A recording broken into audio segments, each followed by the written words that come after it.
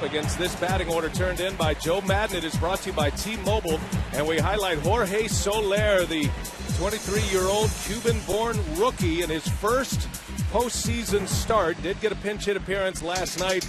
Bryant, Rizzo, and Castro are hitless thus far in 2 postseason games, right in the heart of that Chicago batting order. Shutout last night, 4-0. That was John Lackey last night doing most of that work, and Eck. Today it's going to be Jaime Garcia. You talked about his changeup. You talked about maybe this being a bullpen game, but if Garcia's right, he is a guy that can take you deep into a ball game. You see right there, he finally made 20 starts. He hasn't done that since 2011, and when he's on, I mean, he has got a great sinker moving all over the place. Got a swing and miss changeup. This guy, they've been waiting for him, and he's been clutch for them since the middle of August. So this guy, didn't expect to see him 20 starts this year, but you're going to look for a lot of ground balls from Jaime. Completely rebuilt left arm, his pitching arm, elbow surgery, shoulder surgery. Joe, how about the Cardinals defensively? Any changes here tonight? Well, first of all, Yadier Molina's left bum will be severely tested today with all those sinkers and changeups from Jaime Garcia. There is one notable change, and that's at first base where Brandon Moss will start this afternoon. We saw him come in defensively last night. That means that Stephen Piscotty is going to move out to right field. No Randall Grichuk tonight in the lineup. Holiday and Hayward in left and center, respectively. Good defense for St. Louis. Well, Piscotty was one of the headliners from last night. Had a couple of hits. He scored the first run after he doubled in the first inning, and then he hit that put-away 2-run home run as the Cardinals put 3 on the board in the 8th inning. Sellout crowd here in St. Louis as usual. And they are ready to roar here as we get Game 2 underway from Busch Stadium. Dexter Fowler, the switch hitter, will lead off against the left-hander Jaime Garcia. And I agree with you, Eck. This is a major swing game. It always is in a best-of-5 series, but especially with Jake Arrieta looming for the Cubs in Game 3 at Wrigley on Monday. And game on from St. Louis. Garcia deals Fowler down the line, foul, trying to jump in quick. Not a lot of history off of Garcia. They haven't faced him in about 3 years, so you look up and down the lineup, not much history, nothing to go on. You got shadows and a nasty sinker all over the place. Now, Dexter Fowler is a guy who has faced Garcia, one of the few. He's 0 for 9, and that's going to make him 0 for 10 career. And the first out of the ball game. That's how the evening begins for Garcia on a 6-3 putout, retiring Fowler. And now we'll get our first look at Jorge Soler in the starting lineup for the Chicago Cubs. I think we're going to see a lot of ground balls tonight, fellas. Both these guys are sinker ballers. They have a high percentage of their outs recorded by ground ball outs, so both infields will be tested. Garcia, 29 years of age, born and raised mostly in Mexico. He did play his high school ball in Texas, and was part of that great 05 draft. There are MVPs and All-Stars all throughout that 2005 draft. 22nd round of that year, and a looping curveball to Soler misses. You're not going to see too many curveballs here from Garcia, but so clutch for him to have 20 starts this year. It goes without saying with Wainwright missing at the start of the season, they needed him. And our Chevrolet pitch tracks. Let's look at the stuff of Jaime Garcia. Changeups, the big pitch for him. And you mentioned, Eck, in the open that changeups are going to be on display here in this game because Kyle Hendricks, the Cubs starter, he lives and dies with his changeup. Garcia certainly has one of the great swingin'est changeups in baseball this season. And neither guy overpowering. Both of them top out at about 90 or 91. And the 3-1, Soler takes a called strike. Home plate umpire here tonight is Bill Welke. Joe Cousy was certainly in the headlines a little bit from last night. Everybody kept their cool. There wasn't too many discussions, not much said after the game. And Soler fouls that one back. Count 3 balls and 2 strikes. Perfect example of the way the ball moves. That 3-1 pitch came back over the middle of the plate. I mean, it was hard to even catch. called for a strike. I mean, this guy just tries to throw it down the middle and it goes every which way. Good note there on the changeup percentage. And that's a base hit. Soler down the left field line, and that's going to get to the wall. Soler on his way to second with a double in his first postseason start. And wow, you can hear Cubs fans making a little noise at Busch Stadium today. It looks to me like a 3-2 breaking ball. Look at that thing, a looping breaking ball right down the middle. You don't see much of those. Why he threw it, I'll never know, but double down the left field line. Easy double for Soler. And this is one of the things about Soler's game that's very impressive. Long legs, big strider. He can run, he can throw, he can hit with power. Good-looking player. Now Madden going with the right-handed bat against the lefty. Soler had a pinch hit appearance last night, drew a walk. And now a double in his first at-bat. And that'll set it up for Chris Bryant. I mentioned Bryant, Rizzo, Castro hitless in the postseason in the 2 games thus far. They are 0 for 21 combined with 6 strikeouts.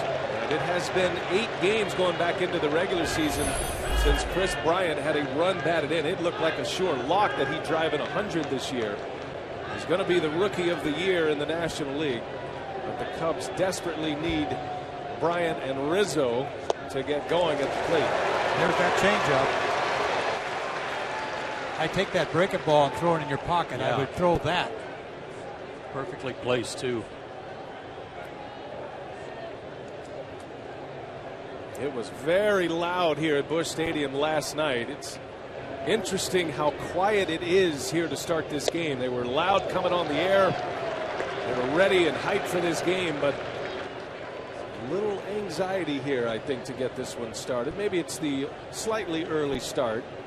Cardinal fans very savvy. They know who's looming next for the Chicago Cubs in Game 3. And so you win this one if you're St. Louis, and you're in a great spot to advance to yet another League Championship Series. As Bryant cuts and misses, now it's 2-2. Well, you see the movement on that fastball? I mean, I think it's just a fastball that happened to cut down and in. That's not a cutter. That's just a fastball with life. And he sometimes doesn't even know what it's going to do when he lets it go.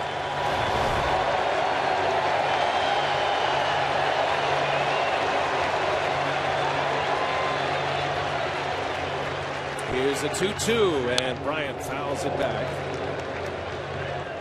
Bryant, one of the 3 regular rookies that have contributed this year. Now you add Soler to the mix. Kyle Schwarber is out of the lineup today. Joe Madden said he didn't even consider Schwarber, who's hot, but the lefty-lefty matchup had him thinking Soler was the best option. So still those 3 rookies in the starting lineup with Addison Russell and Soler and Bryant. And a call, strike 3. Garcia punches out Bryant for the second out. Well, he did put the curveball in his back pocket. He brought it back out again. Bryant had a pitch to hit the pitch before this and just froze him with a breaking ball, pretty much middle. He was thinking hard stuff and just absolutely froze him. And Bryant's postseason struggles continue.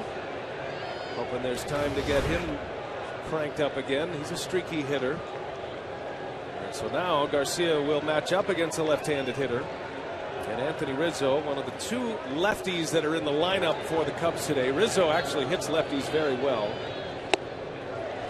And Rizzo putting together a near MVP season in 2015, be it not for the year that Bryce Harper had with the Washington Nationals.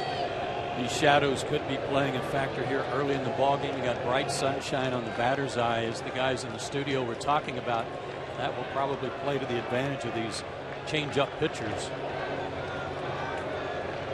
2 outs, runner at second. Rizzo takes a ball. 1-1 the count.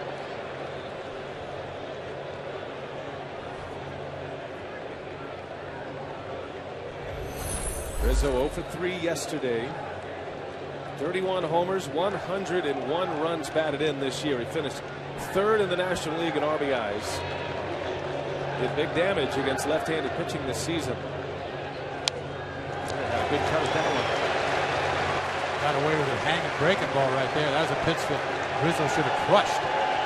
Bryant had a pitch to hit, and Rizzo just had a pitch to hit. I don't think you could see that one. I'm having to think that on Bryant's, he just lost it because it kind of came out of his hand high and maybe lost it in the batter's eye because he couldn't pull the trigger.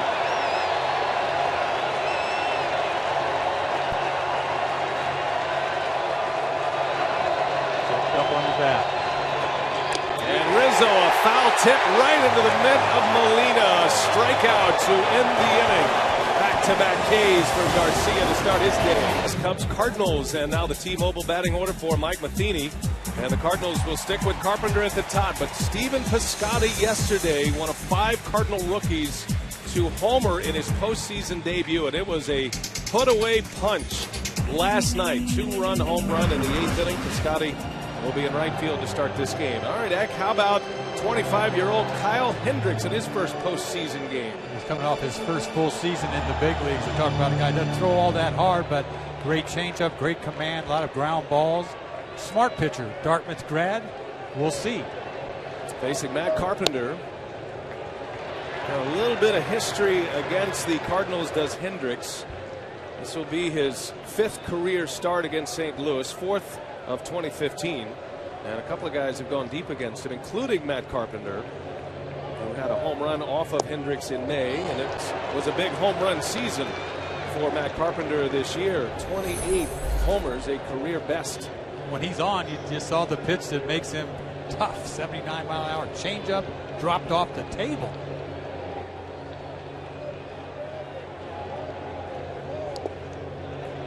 And went back to it. He misses low. Carpenter is the guy who gets it going for the St. Louis Cardinals. He's an excellent leadoff hitter, Joe, but he brought the power game to his game this year as well. Slugging percentage up, home runs are up. We talked with Mike Matheny before the ballgame about several of their hitters who he believes would come more. And that ball's deep into center field. Fowler, who plays shallow, on his way back, and this ball is gone. Carpenter out of the gates. Solo home run to start it for St. Louis.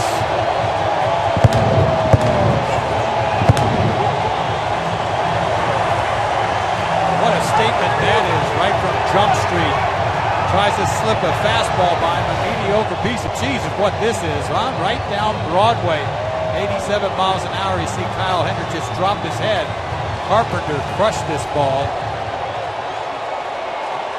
Matt Carpenter said yesterday it was about getting into good pitch counts where he could go for it and expecting pitches in those counts. I'd say he guessed right and got one he could handle.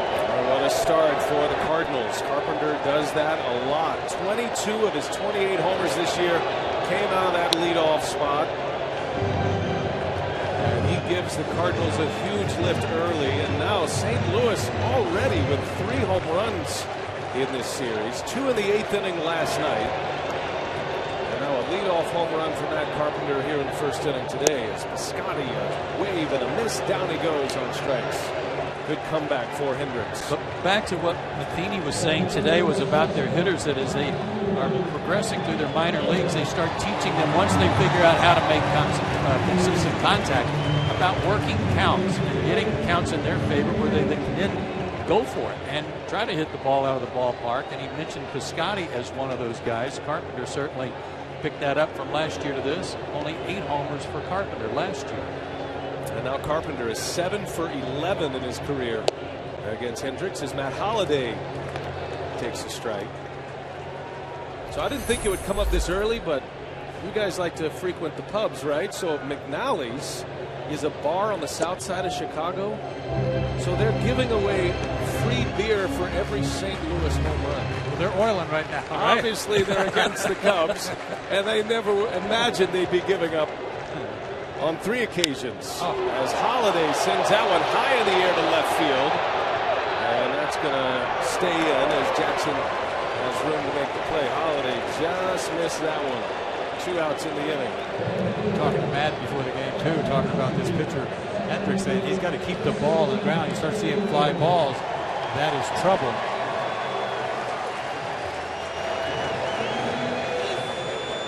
Hendricks was 8-7 on the year. He had a low number of decisions, not because he didn't start much, but because he had 17 no decisions this summer.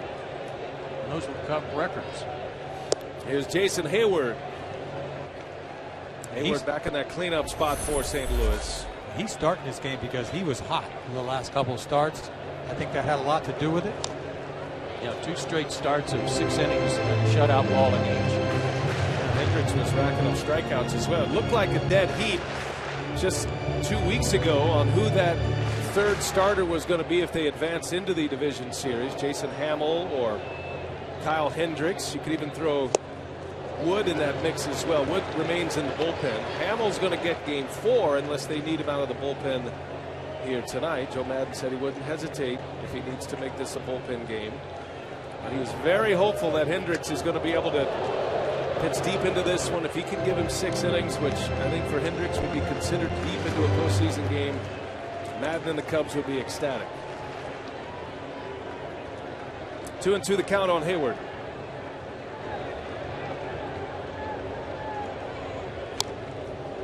The count remains at 2-2. It's funny how his changeup, he punched out from Piscotty. It was a changeup. It looked like a slider. He can make, like you said, he can make it go both ways. And he can cut it.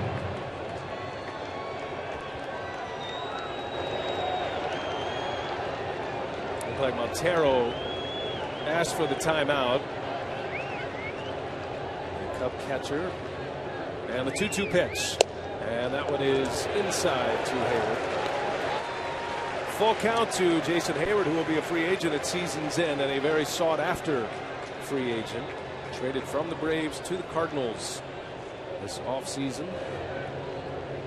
And Hayward, a shot off the knee of Rizzo to Castro. Hendricks is there for him. And that will end the inning. It goes 3-4-1. And it is the #1 hitter in the Cardinal lineup that starts it with a bang. Home run, Matt Carpenter. It's been even better this year, Joe. Yeah, not as good as this year. It was 62%, which is extremely high. Garcia will face Starlin Castro to start the inning. And strike 1 to Castro. So Bryant and Rizzo with back-to-back Ks in the first inning with a runner at second base. So Lair had doubled for the Cubs. And then Bryant and Rizzo go down, and the Cubs leave another man in scoring position. And now Castro, and he bangs one through for a base hit. Starlin Castro with his first hit of the postseason. And the Cubs have a man on to start the second inning. Guys, it's no secret that the Cubs need Bryant, Rizzo, and Castro in the middle of their order to do some damage in this series. Not just this series, but if they advance, they've got to have those 3 guys clicking. We can talk about the rookies and the contributions they make outside of Bryant, like Schwarber and Addison Russell. But those 3 guys in the middle have got to start picking it up. And a good start for Castro this afternoon with a single up the middle. And now here is Austin Jackson with the left-hander on the mound, and a left-hander that most of these Cubs have not faced. Maddon goes with one of his bench players, Austin Jackson, who the Cubs acquired from the Mariners. He was a Yankee, and then he was a Detroit Tiger. That big trade that involved Curtis Granderson, and has made his way to the north side of Chicago. Went to Seattle late last year. They added him. They almost won it last year, Seattle. Saw what happened to Seattle this year. Everybody picked them. They went nowhere. A lot of experience in the postseason for Jackson, too. You saw 36 games. And Jackson is swinging a foul. This is the 4th postseason for Jackson. Those various clubs.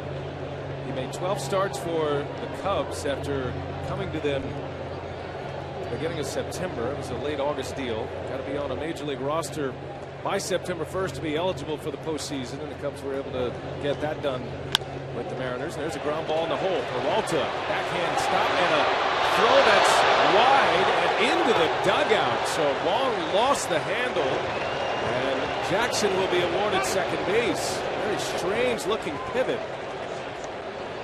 I don't know if he lost the grip on the baseball or what happened there, Brian, but one of the guys that's really beating himself up here is Yadi Molina, who was a spectator. That's not like him, and he was hitting his chest protector like that's my fault for that ball getting by and into the camera well. That just came out of his hand. I thought they were going to have a hard time turning that double play. You see Castro on Wong right there, but he had a chance to throw that ball. He wasn't taken out. No. So the first blemish for the St. Louis Cardinals, it's an error by Wong, who's a dynamic second baseman, can make highlight reel plays. Does have some errors this year. That puts a runner at second base with one away for Montero, and a little half swing. He goes, and it's 0-1 on the Cubs catcher. 17 errors in the regular season for Wong. He is just the opposite of Johnny Peralta. Peralta, very little range, but steady, makes all the routine plays. Wong has great range, can really go get him, but can be accident prone at times. That was basically just a misfire, right? I thought when I first looked at it, like the runner, he hit the runner because it was like a changeup coming off of his hand. Just came out sideways. Second consecutive inning, the Cubs have a runner at second, and Montero pitching the dirt. Good block back there by Molina. Yadier Molina is not 100% by any stretch. The Cardinals absolutely will not put a percentage on it, but you can just look with your own eyes and tell he's not the same kind of player. He is still a major presence, but he's dealing with a thumb injury, ligament damage in the left thumb, the catching thumb. Runner takes off. Jackson, Molina's throw to third base is late, and that one belongs to Garcia. Jackson got a running start and a big stolen base early. He's there with just one out. That got the Cubs players off their bench in the dugout too. They were all standing and cheering. That's definitely on Garcia. Just gave him one look, and Jackson had him timed. No chance for Molina. Easy into third. So a key early stolen base, and now the Cardinals will bring their infield in. Former Diamondback Montero in his first year with the Cubs. Chance to drive in a run. That misses down and away, and you can see Molina didn't catch that one well either. Brian, this is a situation that really haunted the Cubs all year long, and that's getting that runner in from third with less than 2 outs. They were last in the major leagues in this situation, getting that guy in at only 40% of the time. It's hard to figure, too, a team that scores as many runs. They were one of the highest run scoring teams post All-Star break. Montero works a walk. First and third in the second. The Cubs putting up a threat early. Well, it's Chevy Truck Month, and it's time to make a strong decision, like choosing a Chevy Silverado. Chevrolet is proud to be the official vehicle of Major League Baseball. Here's where the pitcher batting eighth kind of sneaks up on you. They've got him batting eighth, Russell ninth. So it kind of limits you on what you might be able to do as a manager. Kind of backfires on you right here. Yeah. Well, Kyle Hendricks up there to bunt. Interesting note here on Hendricks. You might have seen it already, but he is the first pitcher to bat eighth in a postseason. The only other pitcher to hit higher than ninth in a postseason is Babe Ruth. Game 4 of the 1918 World Series, by the way, against the Cubs. He was hitting sixth that year for Boston. As Hendricks gets a bunt down, it's a safety squeeze. Jackson will score, and Garcia throws it away. Both runners will advance. The Cubs tie it, and a defensive breakdown inning here in the second for St. Louis. I mean, you know he's going to bunt. I mean, to me, you should be ready for anything right there. But they didn't give it away. And Garcia never looked home. He picked the ball up and immediately was ready to throw to first, but never looked home. It's almost like somebody yelled at him or something, because he looked to first and then went back to looking at home. Like, what are you doing? And then off balance, flat-footed, threw it away. It looked like Molina was setting himself up ready to take the throw, though. Great speed. Great excitement created by Austin Jackson already here. Derek Lilliquist, the Cardinal pitching coach, a quick visit just to settle things down. As the Cardinals kick it around here in the second inning, that will be officially scored as a sacrifice bunt for Hendricks. Give him an RBI and an E1 on Garcia. Jackson was the real instigator there, stealing third base and then scoring on the safety squeeze. Like we said, what a great idea to back your pitcher 8. First and third situation. Jackson didn't give it up. He had no lead at third base. Second and third now. Still just one out. Here is Addison Russell, and he takes a strike from Garcia.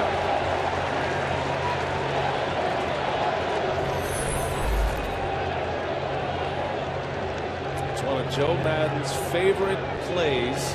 He's been using it a long, long time. First and third, one out, that bunt. Worst case scenario, if you get it down, it advances. He does it again. Russell, and this is going to bring another run in and out at first.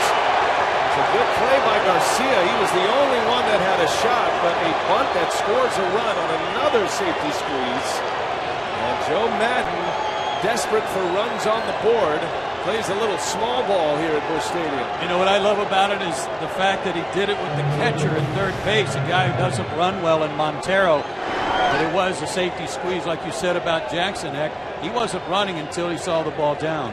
Where do you ever see back-to-back safety squeezes? You talk in Montero, and you see Garcia. It's just a matter of looked like he was going to throw that one away too.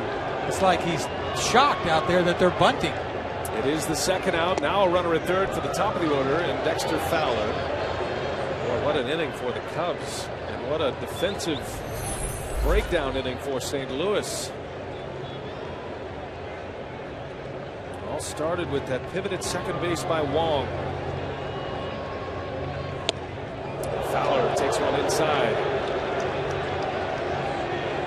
Dexter almost had a game-changing moment yesterday. He hit a long fly ball out to right that would have given the Cubs a 2-1 lead had it been hit maybe another half an inch onto the barrel of the bat. It ended up about a foot short. Chopper, tough play. Peralta coming in. Bare hand, no play. Another run is in. And the ball has not left the infield in the second inning, and 3 runs have scored. The Cubs lead by 2 now. I'm with you, Brian. That stolen base at third by Jackson kind of set the tone for this whole inning.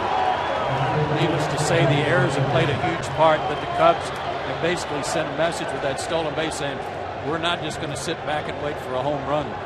Do or die play there. He never would have gotten Fowler anyway, but he gets a ground ball and a ball about chest-high fastball to begin with. That was like incredible that he hit a ground ball to begin with. But like you said, Brian, nothing hit hard this inning. Inning started with a Castro single to center field, but all these run-producing hits and bunts, 3 of them, all in the confines of the infield. It's Soler who doubled his last time up. Oh, this is a great bounce back for Chicago after Matt Carpenter homered in the bottom of the first inning to lead off. The Cubs answer quickly. He's a little out of sorts there, Garcia. Ball up. I would be too with all that just took place. Soler looks very cool and calm. That first hit can do that to you sometimes. He's had 2 plate appearances in the postseason and a walk and a double. Soler missed a lot of time this year, about 2 months altogether. Had a bad ankle injury that knocked him out for about a month, and then he had an oblique injury after he came back, and that shut him down for about a month as well. And the Cubs were very concerned that he was not going to have enough at-bats and enough playing time to make the postseason roster, but he did make it, and they're glad they put him on that roster now. I know this. You got to think twice before throwing Soler that curveball again. The one he raked into the left field corner his first time up. Everything's up. All this stuff, everything, all the fastballs are up. This at bat. Fastball to Fowler was up.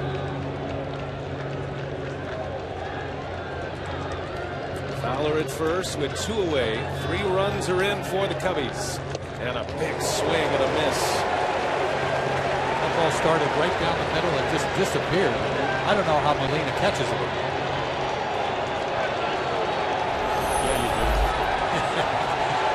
But you see how Molina, he'll set up real late. He won't give him a target.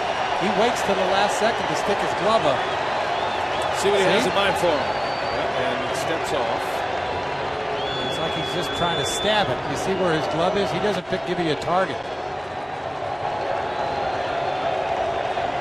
Gonna check on Fowler at first. Fowler's a base stealer, but against Molina, he's like the shutdown cornerback in the NFL. You don't run much on him, but he's not the same Molina right now. It'll be interesting to see if the Cubs, if they get a lead like they have now, if they'll try to push it a little bit.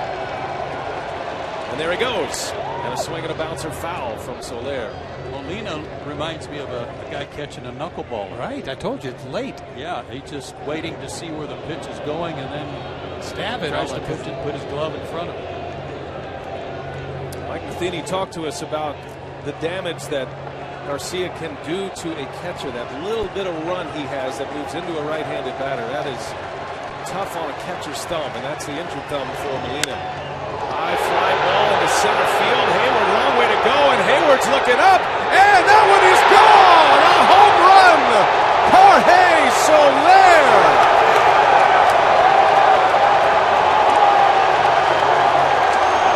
Welcome to the postseason, senor. 5-1 Chicago. Joe, he threw that breaking ball again. Left it up out over the plate. Doubled the first time up. This is damage right here. Ball carrying today. I don't know if that ball goes out at night, although I think he crushed it. Just look at that hanging breaking ball. Yeah.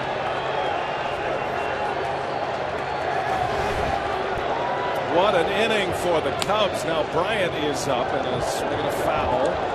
Cubs show their sick power they have from those young kids. I've heard nothing but crazy things about Soler, and I finally see him hit the ball the other way with authority. Yeah, he's extremely strong, outstanding talent. And now Bryant sharply on the ground to Peralta, and that will retire the side. What an inning. Two safety squeezes for the small ball, and then the big bomb by Soler. St. Louis, and that highway that is next to the ballpark is 55, and that's the road to Chicago, and we'll all be on that highway after the game tonight, setting up for Game 3 at Wrigley Field on Monday. Look forward to that one. Kyle Hendricks now has a 4-run lead. Boy, this one turned quickly after the Carpenter homer in the first. The Cardinals commit 2 costly errors in that second inning, and the Cubs do big damage, scoring 5 runs. Not one of those runs was an earned run in that inning. That was a good pitch he didn't get. Would have got it last night. Chevy pitch arsenal for Hendricks there as Peralta. And oh, well played. Russell to his feet. Throw to first in time. My goodness. Addison Russell showing some serious range for out number 1. Yeah, that wasn't a 25 hopper that he made a diving stop on. Breaking ball. He got that on the first hop. Great stab. Got a little help on the other end from Rizzo, who pick it over there at first base. Outstanding play. Doesn't get any better than that. That is a big league play. Both ends. Now Hendricks fired up, knowing that is a big time play early in this one. Here's Moss now. This is the one change Joe talked about in the lineup. Brandon Moss gets to start today. Yesterday Matheny had Piscotty playing first base. And today it is Moss with Piscotty out in right field. So no Grichuk today. Well, Moss finished the season swinging the bat pretty well, Brian. That was one of the reasons he made the change. He wanted to see if he could carry that into this postseason. One of their hotter hitters. He was 4 for his last 7. 4 hits in his last 7 at-bats in those 3 October games. Had a couple of doubles as well and 2 walks. He's been packed up for a while to get this start, and Hendricks gets the strikeout.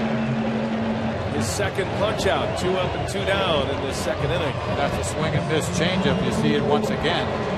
Moss all or nothing. I know you're a believer in this shutdown inning type mentality too. That's why that play at shortstop. I'll tell you what, I'm going to go kiss him over there for that. Are you kidding me? Bullet, you get an out. Yadier Molina now with 2 away. Molina been taking a lot. Lance Lynn started warming up just at the end of that last inning with Garcia on the mound. He has continued to throw while the Cardinals are at the plate. Might give you an idea that he's coming in for the 3rd inning. We'll see. Garcia with his head down, dejected on that bench. And one of the errors was his error that really set up the inning as Molina into right field. Back on it, Soler with the glasses on, and that's a 1-2-3 inning. And that shutdown inning you're talking about, Cubs led to a big inning. It also led to him leaving the ball game. And the box score is going to show that Garcia pitched 2 innings, no earned runs, but he's out. Lance Lynn is the new Cardinal pitcher. Made 31 starts for St. Louis this season, and now working out of the bullpen in this postseason. This is a guy that may have started game 2 if he was throwing the ball well, but he's given them a lot of innings this year. 31 starts on the season, 12 wins, a low ERA. This guy throws nothing but fastballs, by 85% fastballs. A lot of experience in postseason. This is his 24th appearance in postseason. 14 out of relief, but you see the fastballs there galore. Yeah, it's a different guy than what was out there moments ago. This guy is a power pitcher, 90 to 94. Hard slider. Anthony Rizzo leads off for the Cubs. Cardinals got a run on a Carpenter homer in the 1st inning, and then the Cubs score 5 runs in the 2nd. And Rizzo draws the walk. And that might be the thing that gets him going. Rizzo still hitless, but that's a walk to start the 3rd inning. Mike Matheny's had to go to plan B early here. Lance Lynn, one of his starters on the original schedule, one of his 4 starters for this NLDS. Michael Wacha and Lance Lynn. Lynn was scheduled to pitch game 4. They'll make the adjustment for that down the road. They need him here in game 2 this afternoon. Michael Wacha will get game 3. He's got Jake Arrieta to deal with on Monday at Wrigley. Dennis, I'm curious about this quick change. I know it was a 5-run inning. They were all unearned. One of the errors by Garcia himself. Do you think they kept Lynn warming up because maybe the body language of Garcia when he came to the dugout, that he was down in the dumps, and thought, we need to get him out of there? I thought he lost it, didn't you? I mean, I really did. I said he's out of sorts. I mean, he really was. It just affected him. Those 2 plays, they can't help but affect you right there. I mean, you make a bad throw, you duplicate it again. He almost threw it away again, and he was up, to begin with. From the 1st inning on, he wasn't really down in the strike zone. And those 2 hanging breaking balls to Soler to tip off 2. Then has come in and he has thrown 6 consecutive balls here. Starlin Castro got it all started last inning, had a single back up the middle. Not an easy thing to do, all of a sudden come into the bullpen after starting all year long. I don't care if you have history, haven't done it before. You've been starting all year. He's been starting for a while as well. There's the first strike after the visit from Molina. Cardinals have Lynn in the game, but they still have activity in their bullpen right now. So, heck, you said when we hit the air, this feels like a bullpen game. I thought maybe that was skewed toward the Cubs with Kyle Hendricks making his first career start. Castro with a hit and run on. That's a base hit to right. And Rizzo never slowing down on his way to 3rd. The Cubs execute the hit and run to perfection. 1st and 3rd with nobody out in the 3rd inning. You know you're going to get a fastball. It's a perfect time to do it. He can't throw strikes. He's trying to throw right down the middle. Yeah. Just trying to throw a strike. And he did get a perfect one to go to right field on. That's classic. A guy, Rizzo, doesn't run all that well, but he could have walked into 3rd. Castro doing a nice bit of hitting right there, hitting the ball the other way. Castro has been a great hitter in this game at times. Matter of fact, he led the National League in hits as a 21-year-old. He's in the dirt. Molina keeps it in front, close enough. Everybody holds their ground. Well, since he came into the league, BA, the only guy that has more hits than him is Andrew McCutchen. Starlin Castro with 991 hits since he debuted in May of 2010. Cubs were a little concerned. Maybe they lost him a little bit. Addison Russell took his job at shortstop. Castro's been swinging the bat well since early August, and he's given him 2 big hits in this one. And finally, the Cubs getting production from the middle of their order. Jackson shows bunt. Why not? It's worked twice already. The Cubs are going to safety squeeze the Cardinals to death here in this game. They had bunters camp, didn't they, there for a while? Yeah. We talked about that the other night. Everybody knows how to bunt in this lineup. No shame in bunting, especially when it works.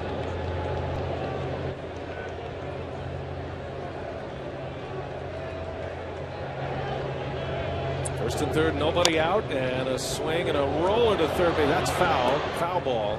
Called quickly there by the home plate umpire, Welke. Right off the foot of Austin Jackson. Jackson was the real spark plug, the real igniter last inning. Yeah, you can see it clearly off the top of his foot.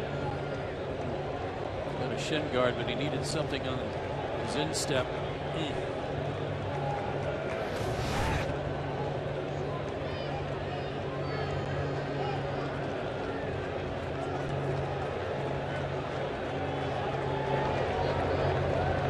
One ball, 2 strikes. Cubs have him at the corners. And that one misses a 95-mile-an-hour fastball. Gary Jones going through the signs again. Reminds me of UL Washington with that toothpick. Yeah. That's a rally toothpick for the Cubs today. UL was probably his eye. And that's up and away. So Lance Lynn has come out of the bullpen, and he has struggled to find the strike zone. Cardinals have another reliever loosening and ready to come in. Carlos Villanueva is in the St. Louis bullpen. Full count to Jackson. And a swing and a miss. Down he goes on strikes. Lance Lynn needing that one big time. First out of the inning is a strikeout.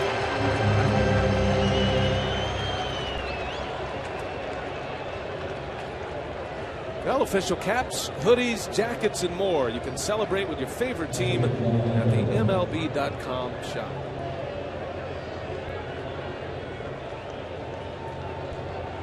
A lot more Cubs fans, at least a lot more Cubs fans in their Cubs gear today than last night. The series will take a day off tomorrow and then pick back up at Wrigley Field on Monday. That is going to be a great atmosphere there at Wrigleyville as Montero with a big swing. He fouls it back. Well, I'll tell you, looking for a ground ball right here, double play would be huge. If this game's getting out of hand, you don't want to score any more. It would be a little momentum boost if they can get out of this inning. Montero looks like he's trying to go deep. And he certainly has the pop to do it. 15 home runs this year. Cubs got him from the Diamondbacks. He brings a lot to the table. He is their everyday catcher. Yesterday, David Ross started. David Ross catches John Lester. That's why he got the Game 1 call. But it's typically Montero behind the plate.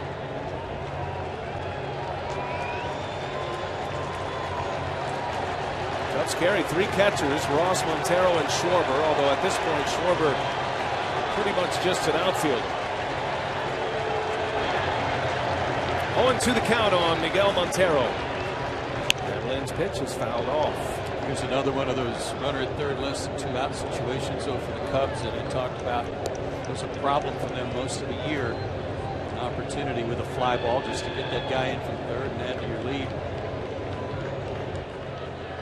And while Joe Madden believes in the safety squeeze, he doesn't believe in it that much to have Montero try to do it. So Montero's been up there swinging away. Down and away here. And this is away.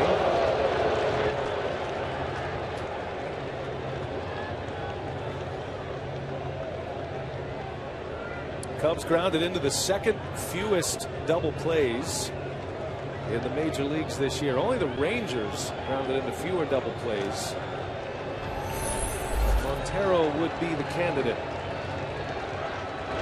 And Montero with a big swing. That is no two-strike approach right there. That's a full-on hit one into the bleachers swing. He's trying to get one in the air over the seats. I mean, that's what he's doing. It's a weird situation with a pitcher on deck. You got to be careful, but he's going after him. And that may be why Castro's still at first base. Even if he swipes second, right, put Montero on and work to Hendricks. Big spot for Lance Lynn. Here's the pitch, and Montero ground ball at his pass moss. Wong's got it, and Lynn is there for him. However, another run comes in for Chicago. A well-placed ground ball by Miguel Montero. Run is in on Lance Lynn. The Cubs now have a 6-1 lead in the third inning. That was a good at bat. He fought off some pitches, had some good hacks and some fastballs. And on that, what looked like an off-speed pitch, able to top it into an RBI. He did a good job because he didn't hit the ball hard. He hits the ball hard, it's a double play. But I agree, he had a good at bat. And these two run-scoring innings for the Cubs set up by various small ball plays, the safety squeezes, the stolen base at third.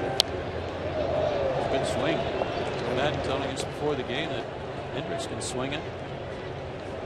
Well, his numbers wouldn't tell you that, but that doesn't always mean much. He's just in his first full season in the big leagues. He hit 50 this year. Oh, 50. Yeah. That was a hard 50, though. I think that's a good idea, though, what you just said. What'd you hit this year? 50. 50 what? Well, he did drop down a beautiful safety squeeze last inning. Cubs used a hit and run earlier this inning to set up their run. You notice I don't say anything. I'm not talking about hitting. Pitchers hitting. They just don't. 0-2 the count. Runner at second, and Hendricks takes a ball high from Lynn.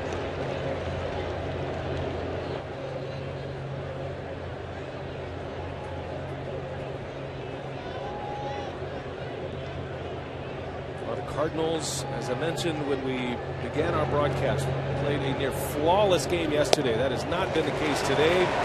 Lance Lynn coming out of the bullpen does surrender a run, a walk and a hit. Cubs now lead 6-1.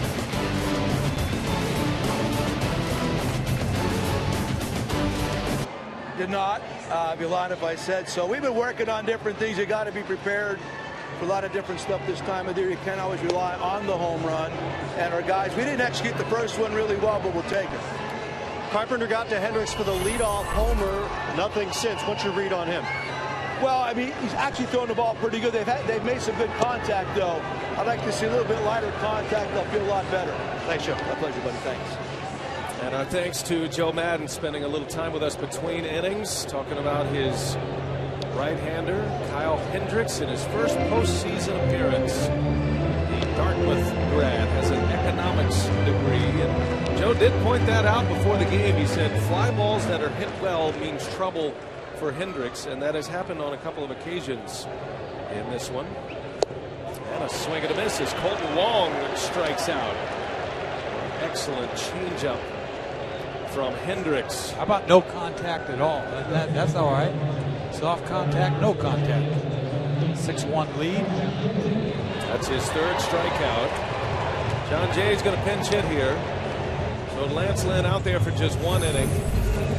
Still keeps him in a position to start game 4. You could also have Garcia do that. That'll give Matheny some options. So Lynn goes just one inning, gives up a run, and now John Jay off the bench. And a strike from Hendricks. Jay was another guy that was questionable to make the postseason roster. And because of the injuries to the outfield for the Cardinals, specifically Matt Holliday and Randall Grichuk, Matheny felt like he needed to add to his outfield depth. So Jay makes it, and Hendricks, wow, quickly dispatches John Jay on 3 pitches. That was a beautiful setup there. Not a beautiful thing, that little fastball coming back on the inside corner. Now Matt Carpenter gets a big hand. Take a look at StatCast, powered by Amazon Web Services. This was the first batter that Hendricks faced in his postseason life, and a 412-foot home run by Matt Carpenter, and they had this place jumping quickly. That would rattle a lot of people. He has settled in nicely, especially after that 5-run second inning. And Carpenter loses the bat. Look out in the seats. Oh man, that bat helicoptered into the stands and hit a fan. That lady, I hope she's okay. That just missed the netting. Cardinals, unlike a lot of major league teams, major league facilities, they actually have a lower netting, but Carpenter's bat went flying over the top of it. How do you get your bat back? I mean, that never happens, huh? Cardinal fan. Cardinal fan. Totally. God, she's okay. She's got her in a hand. Got her hand up there quickly. Way to be alert. Baseball's looking into doing something about the protective netting, raising it up, running it down past the dugouts. Hopefully that happens sooner rather than later to protect fans. I'm sure there will be a gift headed her way from that Cardinal dugout. I hope so. Carpenter's got his gamer bat back, and the count 1 ball and 2 strikes.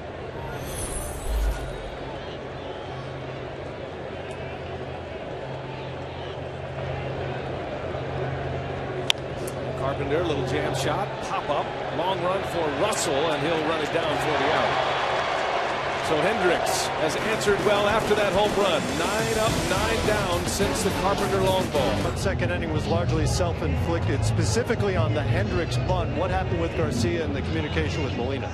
Yeah, I think he just came up first looking the wrong base. And, you know, we can't give a team like this in these kind of situations the extra outs, the extra bases, also with the ball not turned to second base. You know, those are plays these guys make. Today he got away, and it cost us 2 runs. Was the plan for Lynn to just go 1 all along? Just kind of watch, see how it looked, but this was his day for a side anyhow, so we could get him in, get him out. Maybe get an opportunity to put another bat in there to get us going. Thanks, Mike. All right. And our thanks to Mike Matheny, Addison Russell for out number 1. So the Cardinals have made a pitching change. That's why Matt referenced the 1 inning for Lynn. We saw the pinch hitter John Jay, and the new pitcher is Carlos Villanueva, a former Cub. He is in there for the Cardinals in his first postseason since 2008. You see the games and the innings. You don't see that often out of a bullpen guy in this day and age of 1 inning. So he's a multiple inning guy, and he features almost everything. Fastball, slider, changeup, curve. Villanueva has an excellent changeup as well. And a swing and a miss. Dexter Fowler out front. Back on the left side goes Fowler, the switch hitting leadoff man. Fowler had an infield hit and an RBI in the second inning, part of that 5-run second inning for the Cubs. St. Louis is carrying 2 long relievers. Villanueva's the right-handed option. Tyler Lyons is the left-handed option for Matheny. You see the Chevy pitch arsenal for Carlos Villanueva this year. And Fowler, a hot one over to first base. Nice pick by Moss. And out number 2 for Carlos Villanueva. And Villanueva's not a burner either. He's high 80s, low 90s, relies on sinking action and that slider to get some ground balls. He's already gotten 2 here this inning, although hard hit. Looks like an easy play in slow motion, doesn't it? That ball has some hair on it. Now here is Jorge Soler now. And he's been the big bat in this Cubs lineup. Joe Madden played the card, put Soler in the lineup. And he has delivered. Had a ringing double to the fence in the first inning. And then he hit a bomb in the second inning to cap off a 5-run frame for the Cubs.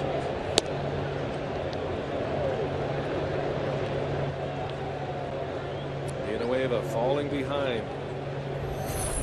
Soler, 23 years of age, signed a 9-year contract as a 20-year-old as a free agent defecting from Cuba. In fact, it was Yoenis Cespedes that was the first guy that year. That was 2012. That was the first window in the Theo Epstein, Jed Hoyer era in Chicago. And Missed out on Cespedes. It was thought, rumored to be, that the Cubs had a good chance at Cespedes that year. He ended up going to the A's, signed that 6-year deal with Oakland. But then they got their man, Soler, signed him to a 9-year deal, but knew he needed a lot of seasoning in the minor leagues. Well, he made it quickly, and he's having a major impact on this game. That's his 4th trip on base in this series, his 3rd today. I thought he had a really good at-bat last night when he drew the walk from Rosenthal. He's not going up there just free swinging, just trying to hit one into the seats on every swing. He's drawing his walks, and when he does get a good pitch to hit, he's not missing. Keeps the inning alive for Chris Bryant. 0 for 2 today, a strikeout and a ground out.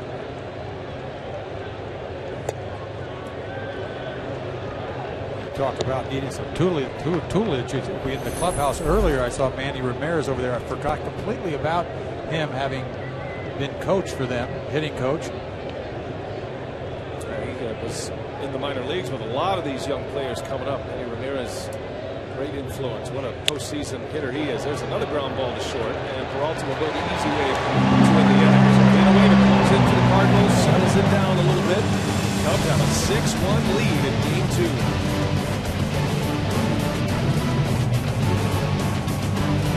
Kershaw and the Dodgers, and then tomorrow back in the American League, and the Texas Rangers have a chance to be the first to advance. It has been interesting in this postseason thus far that the road teams have done the damage. 6 wins, 2 losses for the road teams in the postseason so far. Stephen Piscotty leads off for the Cardinals. By the way, in that Mets-Dodgers game, that is Zach Greinke, the ERA champ in the National League, against Noah Syndergaard. 4 for the Mets. Tough year to try to win the Cy Young, huh? I mean, really. A lot of candidates, a lot of guys that certainly are deserving. Greinke's one of them. Well, we're going to see the other one on Monday. There's Piscotty with an obvious hit. Stephen Piscotty just keeps on hitting. 2 last night, including a 2-run homer and a leadoff single for the Cardinals here in the 4th inning. Interesting note on Piscotty that when the Cardinals were not able to re-sign Albert Pujols and he signed with the Angels, the Cardinals got a compensatory pick, and it turned out to be Stephen Piscotty with the 36th pick overall in 2012 draft. Kid hits the ball all over the field. Here's Matt Holliday now. And Holliday jumping on the first pitch. A high pop up. Back is Russell in the grass, and he'll call it. Now Jackson wants it. And Jackson makes a play for out number 1. One of the nice things about Jackson being in there today, that gives them 2 center fielders, theoretically. Austin Jackson, a very good center fielder in his own right. Dexter Fowler's been the center fielder all year long for the Cubs. Both guys with great range. Big outfield to cover here at Busch Stadium. Ball is definitely traveling better than it did last night. It was about 15 degrees cooler last night, and the wind was blowing in. Today it's just perfect. Temperature's going to move into the 70s, and very little breeze to speak of. We've seen some long balls already. Here's Jason Hayward. We talk about first sign of trouble, the bullpen goes to work. Madden was telling us before the game, he was talking about Wood and Cahill, and I thought it would be the other way around this, but he doesn't want to see this get taken away. It's such a different game in the postseason. Kyle Hendricks rolling along here, had retired 9 straight until that single by Piscotty. As you see Travis Wood getting loose. Madden did say he likes Wood for the bottom half of this Cardinal order. Thinks he matches up very well from Hayward on down. You got to be impressed with what Hendricks has done pitching inside with left-handed hitters to try to get some room for his changeup. He's keeping them honest, not allowing them to break over the plate. 2 balls and a strike on Hayward, and that one misses low. 3-1 the count. Really just a 2-pitch pitcher, but his changeup goes 2 directions. That's hard to do as a starter. Throw 2 pitches, but you saw him almost punch out the side last inning with it.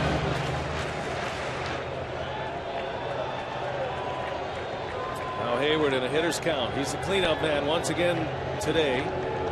Hendricks checks on Piscotty. Hendricks came to the Cubs organization as an A-ball pitcher in the Ryan Dempster deal. He was also in the first year of the Theo Epstein, Jed Hoyer era. And a shrewd trade that was. The Rangers had Hendricks in their system. They liked him a lot, but he was buried in the lower levels. He was just getting his professional career started coming out of Dartmouth.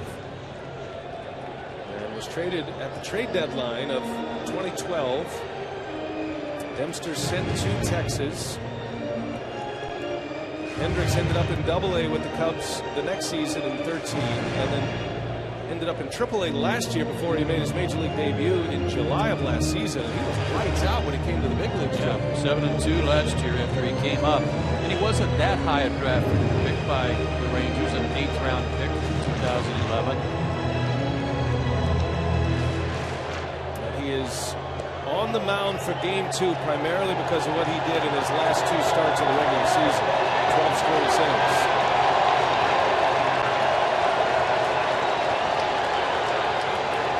Piscotty at first, and another check on him.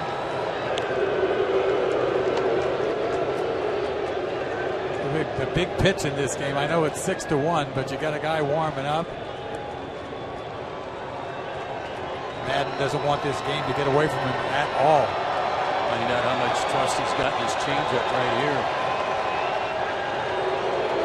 The throw is over. I don't know if those are being called from the bench or if Hendricks is going over there on his own, but a significant amount of attention being paid to Piscotty. I'm locked in on the hitter right now. I would never throw over. Doesn't certainly feel like a stolen base opportunity, but he might be trying to ice Jason Hayward at the plate a little bit. Hayward asked for a timeout and is granted timeout. 3-2 change. He's got a lot of confidence in it. Let's see if he uses it. And the 3-2 runner goes, and Hayward fouls it off. He was way late on that pitch. It came in at 86 miles an hour. Goes to show you, 86 got in on him. He was sitting on that changeup. Yes, he was. Pretty good job of fighting it off by Jason.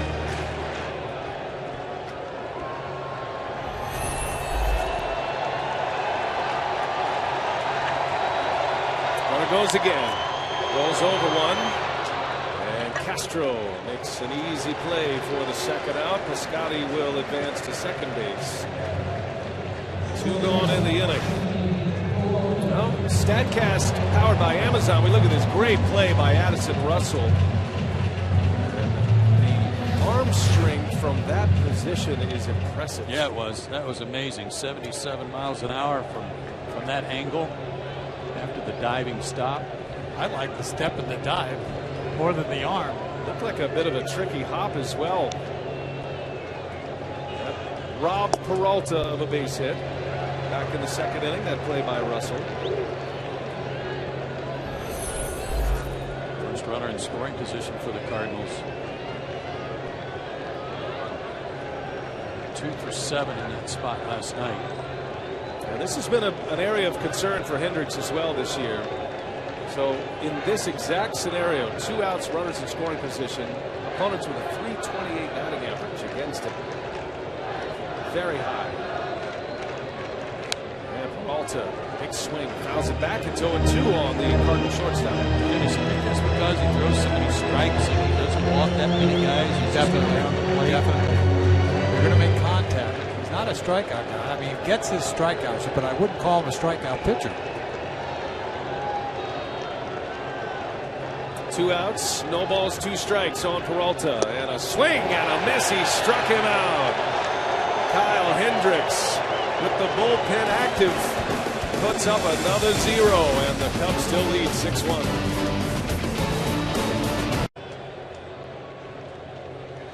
Back at Busch Stadium, Game 2 of the National League Division Series. These longtime rivals, Cubs, Cardinals. First time ever they've matched up in a postseason. Carlos Villanueva, the third St. Louis pitcher. He's back out for his second inning. Rizzo leads off for Chicago.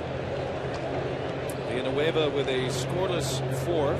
Gave up a leadoff single and then retired the next three and had a strikeout. Walk, I beg your pardon, to Soler. And Rizzo with a swing and a miss. Not going to give him the fastball. I'll tell you what, I've seen more changeups in this game than you'll see in a half a dozen.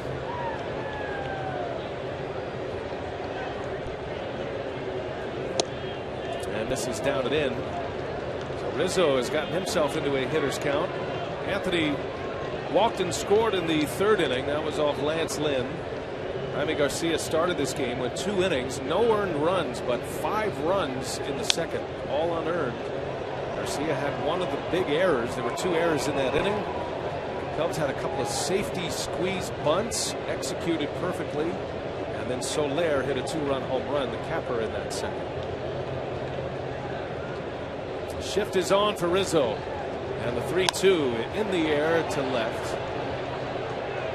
Easy enough for Matt Holliday. There's out number 1. There's a follow-up on Jaime Garcia. And for more on that, let's check in with Matt Weiner.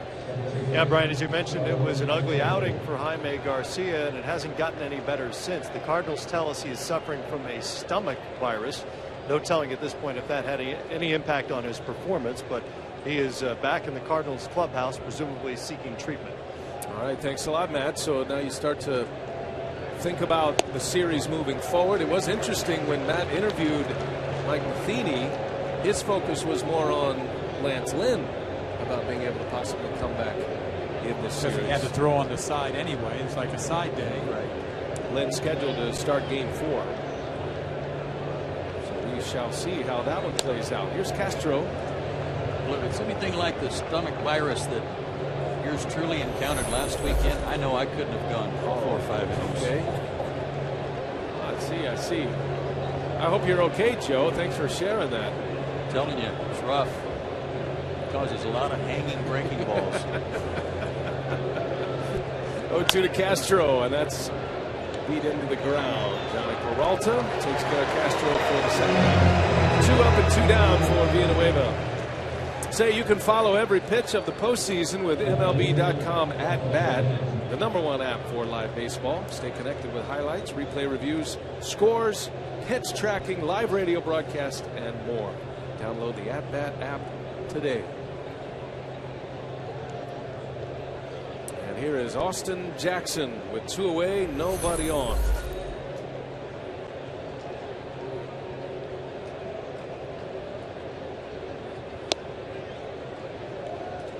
About the insertion of Jackson and Soler into the lineup today. Well pushed buttons by Joe Madden. Soler's 2 for 2 with a walk. Now Jackson hits it hard into left field, but Holliday is there, and that's a clean inning and the first 3 up 3 down inning for a Cardinal pitcher today.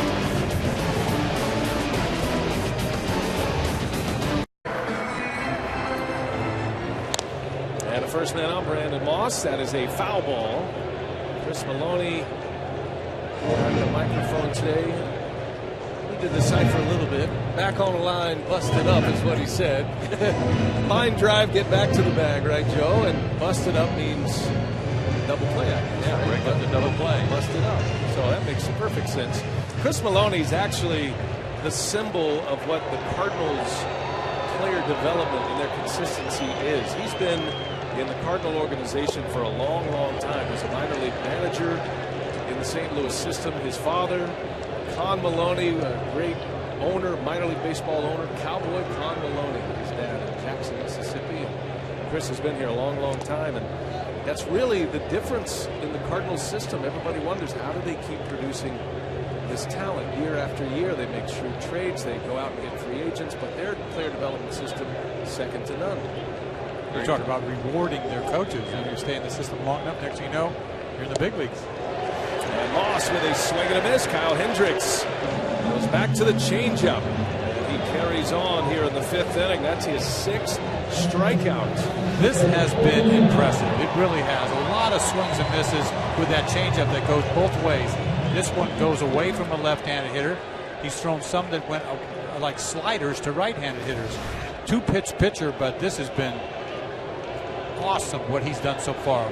Yadier Molina now takes strike one from Hendricks. Dennis, last year he averaged 5.3 strikeouts per 9 innings. This year 8.4. And it's not because his velocity went up. I mean, look, you see right there, it looks like a slider. That's a changeup. So the bullpen busy. He's got some backup working too.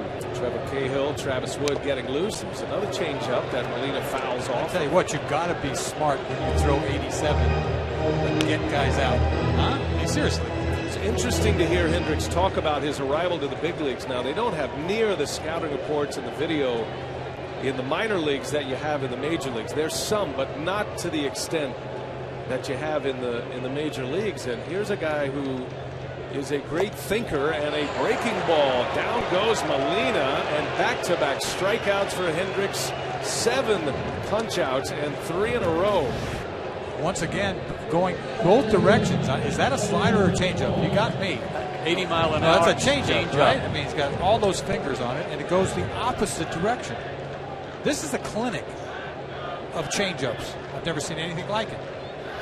Cut change. Cutter changeup. The sinking change, and Long sends one way back, and that one is way out of here. Colton Long, on his 25th birthday, has a postseason home run. And a quick strike for the Cardinals. 6-2 Chicago.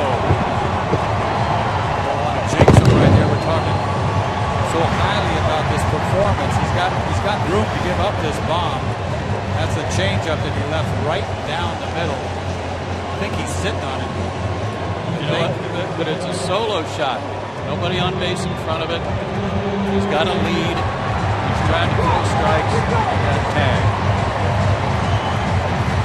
Long's been a terrific postseason performer in his brief career as a member of the Cardinals. A birthday today, and they'll have a memory. Brings the Cardinals within 4. Got a pinch hitter now.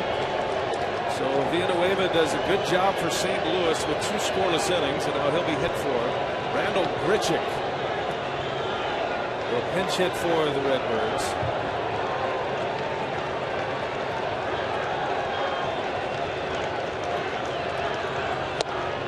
Big swing and a miss by Grichuk, who has big-time power as well.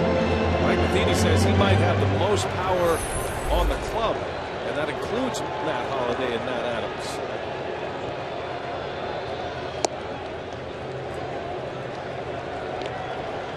There's still a long way to go in this ball game, and for the Cardinals, trying to just peck away at that deficit. A quick strike certainly helps.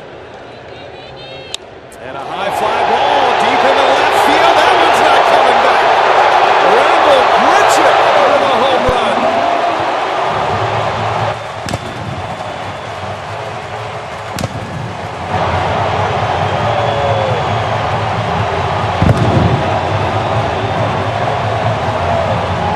It is a 3-run game, back-to-back jacks by the St. Louis Cardinals.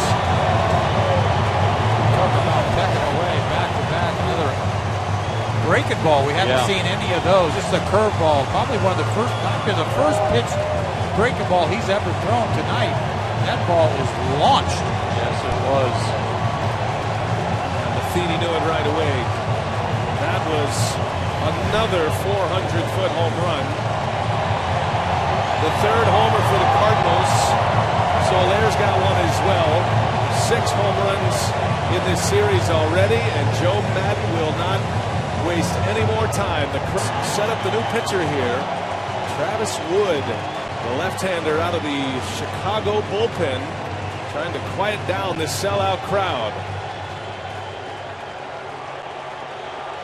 Wood's been good for the Cubs this year. Madden believes he is much more than a situational left-hander. He's in there to face the left-handed hitting Carpenter, but he's a guy that can get right-handers out as well. He can give you a little length. In fact, they were even talking about Wood as a potential starter in this postseason.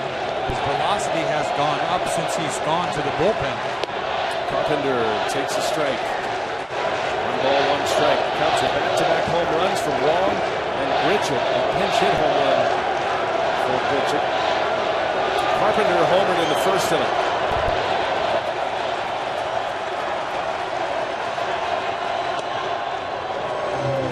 Oh, it didn't miss by much. Carpenter is so pesky in spots like this. Trying to work those counts where he can cut it loose. He throws a lot of cutters. He's got a curveball when he uses it right over the top. And he missed. Same spot. Now it's 3-1, and Carpenter in the driver's seat.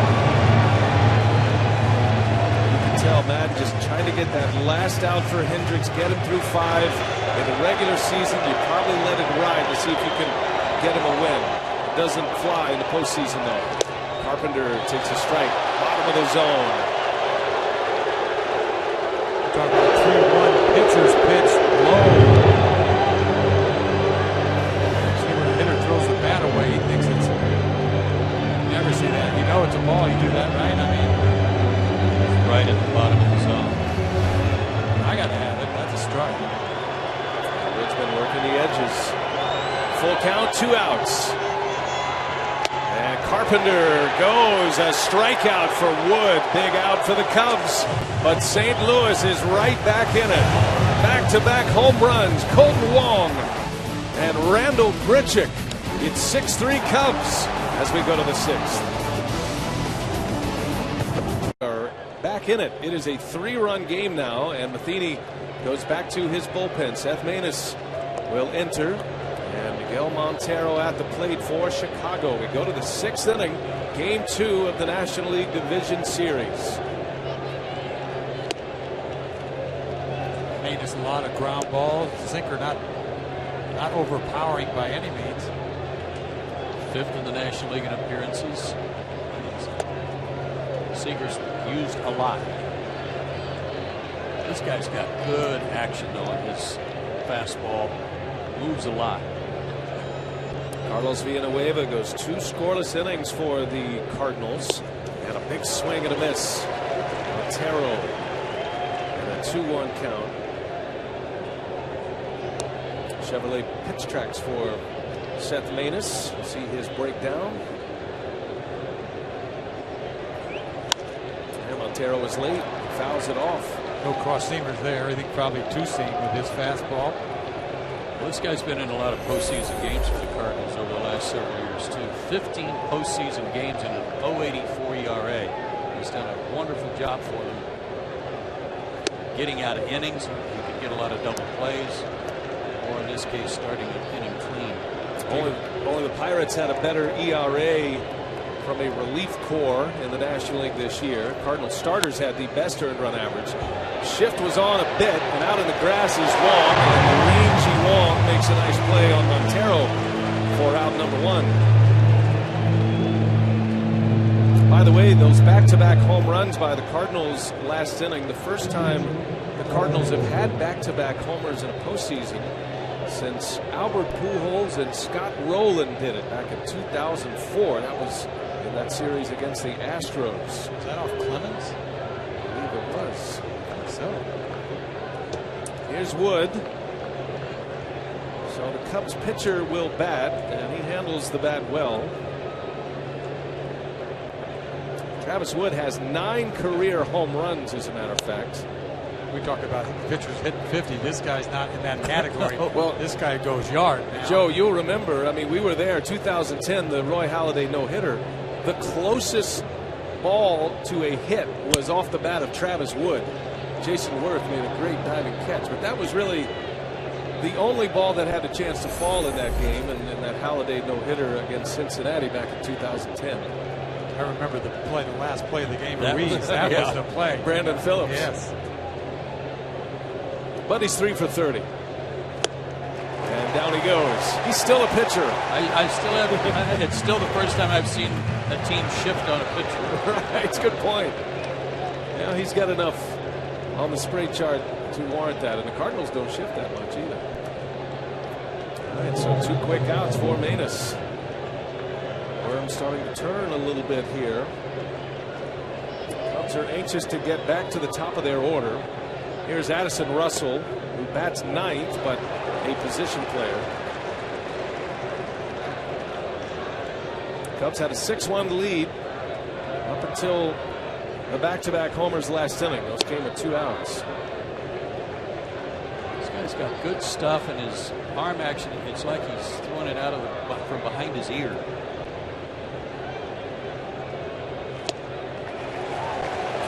Zips down, sinking fastball, and right over the top goes Russell. It's 1-2 now on the Cubs shortstop,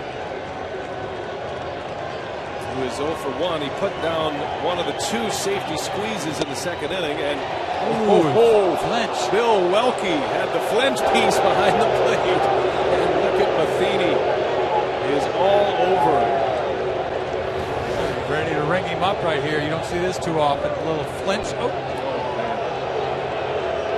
That was a full-on spasm is what that was. 2-2. Down and in. Welke didn't even look at Matheny. You knew you were going to hear it from the dugout at that point. Just take it. See if Russell can cash in on the break. And he grounds one over to third base.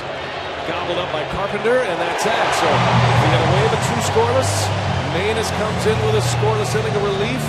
And now the Cardinals have the heart. And Busch Stadium is alive again after the Cardinals get back-to-back home runs in the bottom of the 5th with 2 outs.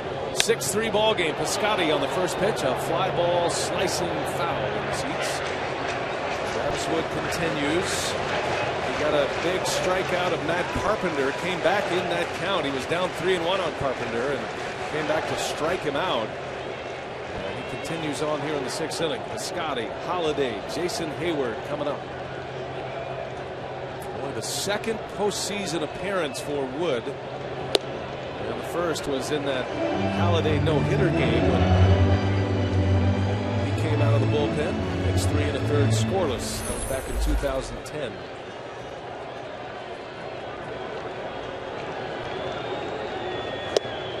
Great comments today from Mike Matheny about Piscotty, that he has obvious intellect from his work at Stanford, but that his baseball intellect is very high too, and that it presents a challenge to John Mabry and Bill Miller, the hitting coaches, to continue to present things to him to keep elevating his game, because he gets it and he understands the reasoning behind it, how he can apply it to his game. Matheny said he's the smartest guy in the room. He knows he's the smartest guy in the room, but he doesn't flaunt that fact. But everybody understands that. So he can drop a little book knowledge, or he can drop baseball knowledge at any time. He's got an impressive Rolodex of pitching sequences. That plays into how he's been successful. He'll know what to do when he starts to make some money. He'll know what to do with it, right? You start talking about the stock market, whatever, he knows. Well, everybody's all ears. He had 288 in 390 career minor league games. He's hit 305 in the big leagues, 63 games. And a swing and a miss. Travis Wood with a strikeout. Back-to-back Ks for Wood, his first 2 batters faced. And both fastballs. He got Carpenter to chase upstairs. That one was well located out at third. He threw a couple of changeups before that you don't see very often from him. Coming up next on TBS, it's Mets-Dodgers. That is Greinke against Syndergaard. Game 2. Mets won last night. Tomorrow, MLB Network has the Royals and the Astros, and then FS1 has the Blue Jays and the Rangers. The Rangers can be the first to advance. An elimination game. Cubs are down in this series. Cardinals won 4-0 last night. John Lackey was the headliner with 7 1/3 shutout innings. He was brilliant last night. Seagerst and Rosenthal finished it off. Holiday drove in the first run of this series, and that one's in the air. Left center field playable for Jackson. Out number 2. 3 in a row for Travis Wood. Take a look at the Art of Performance presented by Jaguar. Talking about Jacob deGrom from last night. 7 shutout innings last night, 13 strikeouts, set a Mets franchise record for strikeouts in a postseason debut, and he tied Tom Seaver for most Ks in a playoff game for the franchise. Those are good names. Tom Seaver in anything. It's a heck of a night.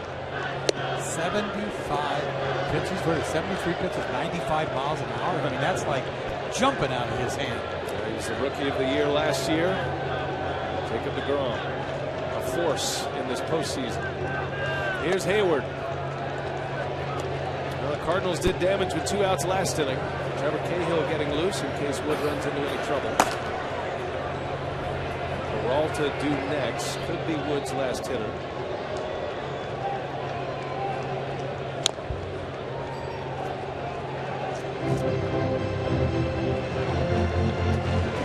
Hayward is hitless, and both of his ground balls have been pulled to the right side. And Kyle Hendricks' changeup got him.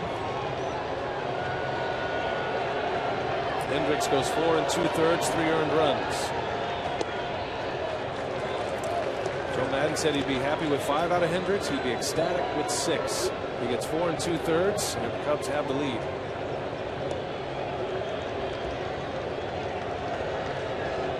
Two and 2 to Hayward. And another rollover out to second base. Castro is there, and those are 4 big outs for Travis Wood. 4 up, 4 down. Still 6-3. The Cubs have the lead. 5 against the Tigers. A strikeout of Brandon Inge. Cardinals win the World Series, their first since '82. And Adam Wainwright could be a factor in this postseason. Impressively coming back from Achilles surgery. Wainwright is up and throwing, Joe, in the St. Louis bullpen. Yeah, his recovery is quite remarkable. I mean, that's going to maybe set a record for an athlete coming back after having surgery in early May and pitching in the following postseason. Amazing. Well, for now, it's Seth Maness on the mound. He worked a scoreless 6th inning. Cubs jumped out to a 6-1 lead, so they scored 5 runs in the 2nd inning. All 5 of those runs were unearned. Added 1 in the 3rd. It was 6-1 after 2.5. The Cardinals got back-to-back home runs in the 5th inning from Wong and Grichuk, and that's where we sit here in the 7th, 6-3. Fowler, jam shot, little flare, and out into left center field, and Hayward can't make the play. Fowler on his way to second, and the throw just late. Fowler's in there. Looked like Hayward had it lined up, but he missed it. Would have been a great catch. Instead, it is a double for Dexter Fowler. He was calling for it early, guys, and he knows that Matt Holliday can't cover the ground that you would hope he could because of that thigh injury. He makes that catch most of the time, and that's Absolutely. an out. He almost bang play at second. Good hustle by Fowler. Hayward, a 2-time Gold Glove Award winner. He's one of the best right fielders in the game. And with all the Cardinal injuries to the outfielders, he's in center field for this series. So the door open a little bit. Fowler at second base. Solaire's been the Cubs' best hitter thus far today. By the way, that hit by Fowler, the first Cubs hit since Castro. Got a base hit in the top of the 3rd inning with nobody out. It was a single. Cubs have only had 1 base runner since that time. Solaire walked in the 4th.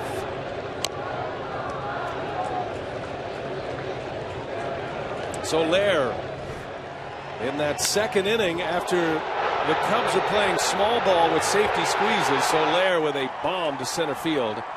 And a 2-run home run to cap off the 5-run inning. That's the hit of the inning. You think about it, to open this game up.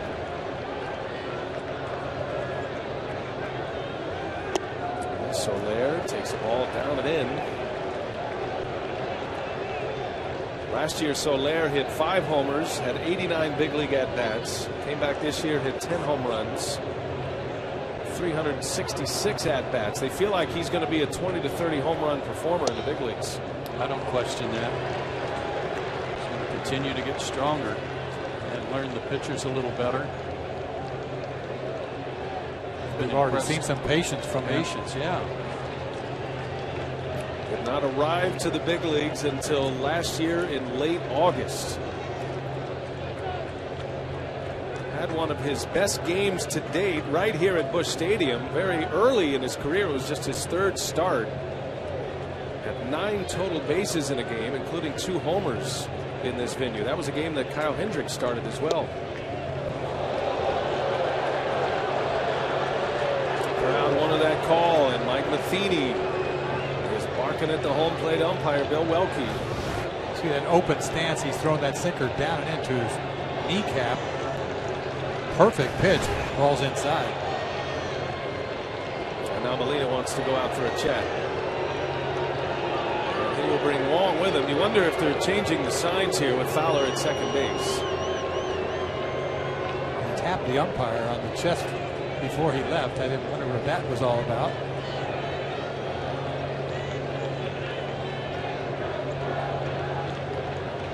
He works those umpires, doesn't he? I mean, and in a good way. Yeah.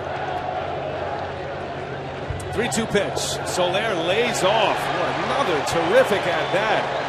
Jorge Soler with his second walk, on base for the 4th time. And it's first and second with nobody out in the 7th inning. Feeney's got some decisions to make here. Well, again, this guy's a double play reliever for the Cardinals.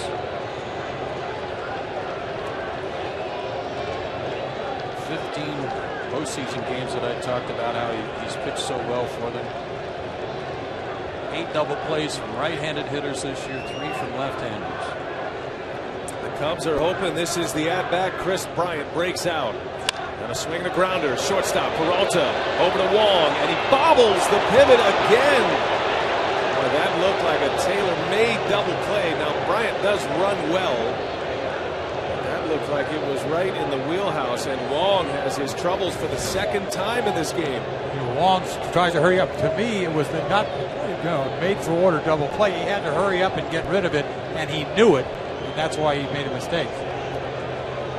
Backing off at second base towards the outfield.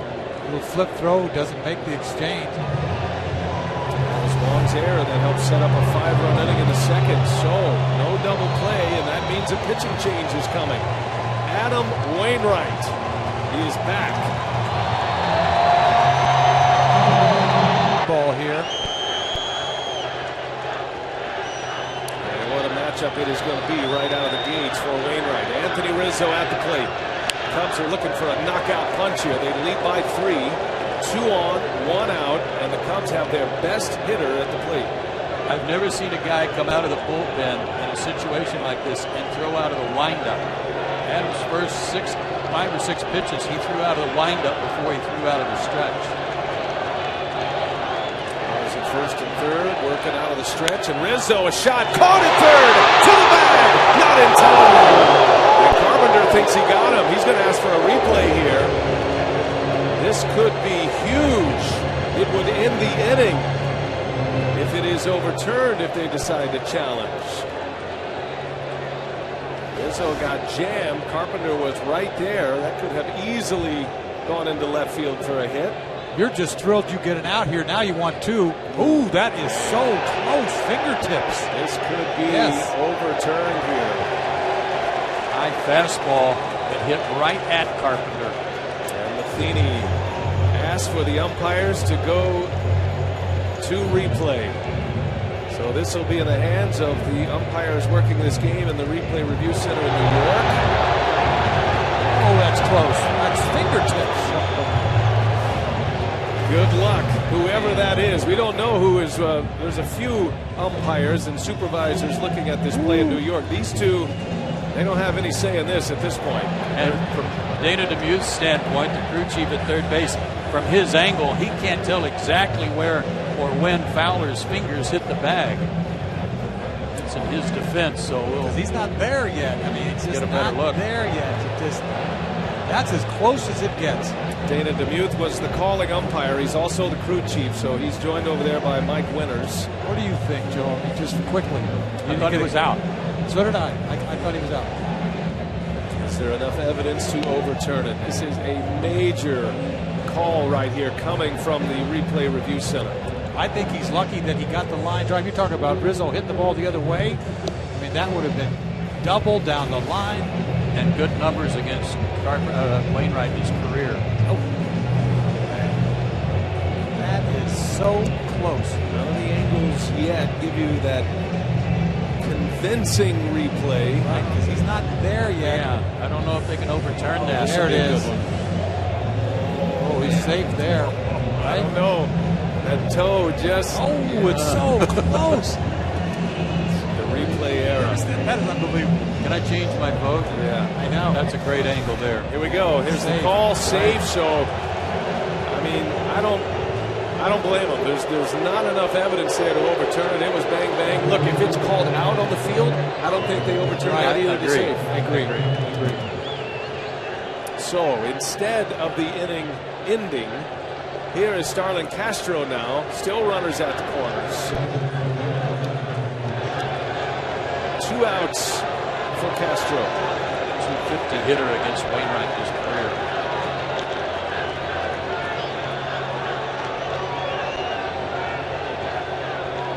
An Achilles tear. Typically, it's going to be 6 months before you even feel right putting your shoe on. You know, you still might be walking around in an ankle brace. It's usually about a year before you actually feel right and feel comfortable after that surgery. Sounds like you know something. Been there right. recently. He's pitching in less than 6 months. And a huge moment here. And he's been pitching well since he came back. Got into 3 games. And Castro a shot. And what a play by Wong on a hop. In time for the out. Oh my goodness, Colton Wong. Redemption at its best. Colton Wong takes a hit away. The inning is over, and it is still 6-3 Cubs. Wow. A line drive out and a rocket on a hop for an out to end the inning. And Travis Wood will continue on here for Chicago as we go to the bottom of the 7th. Chris Denorfia into the game in right field. So Lair is out. Cubs have their best 3 outfielders in the game, and Peralta, a little jam shot. Fowler coming in, and Fowler will run it down. Out number 1. Joe, let's go back to that play by Wong to end the inning. It's just a quick reaction play. He's got no time to do anything other than just try to throw his glove in front of that bad hop. He did it beautifully. And you're right, kind of a tone for what happened earlier in the inning when he wasn't able to get that double play ball out of his glove. Struggled a little bit there too. Right. He still made the play. That ball left the bat of Starlin Castro with an exit velocity of 97.4 miles an hour. That was blistered. And Wong makes a great play. Here's Mark Reynolds pinch hitting for St. Louis. Travis Wood has been impressive. 5 up, 5 down since he entered the game in the 5th inning. Has a couple of strikeouts. Reynolds pinch hitting for Moss, who was 0 for 2 with a couple of Ks.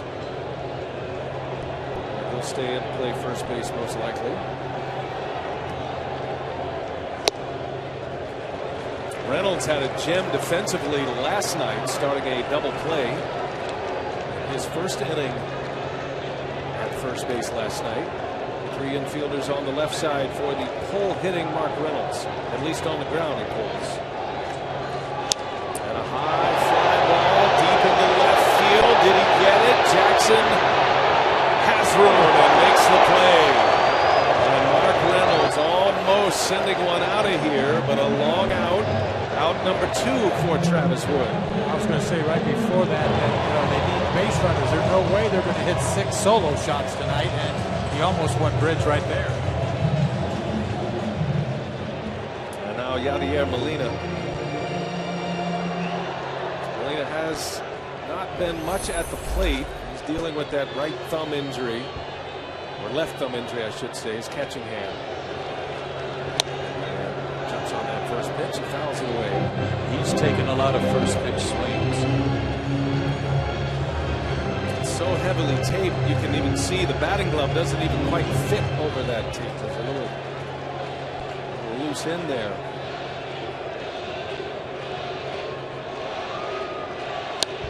And a line shot. That's there.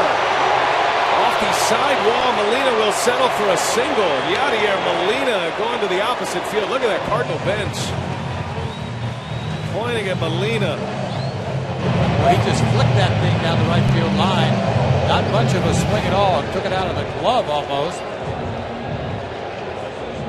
I wasn't sure that ball was going to be fair right away. I thought I had some slice on it. It did, but safe, fair, easily down the line. That's got to mean something for all these Cardinal players. Mike Matheny talked about the toughness of Molina. He knows he's dealing with a lot of pain. He was a former big league catcher himself, but to see Wainwright come back after surgery, to see Molina stick it out, now he's got a hit. First hit against Travis Wood, first base runner against him.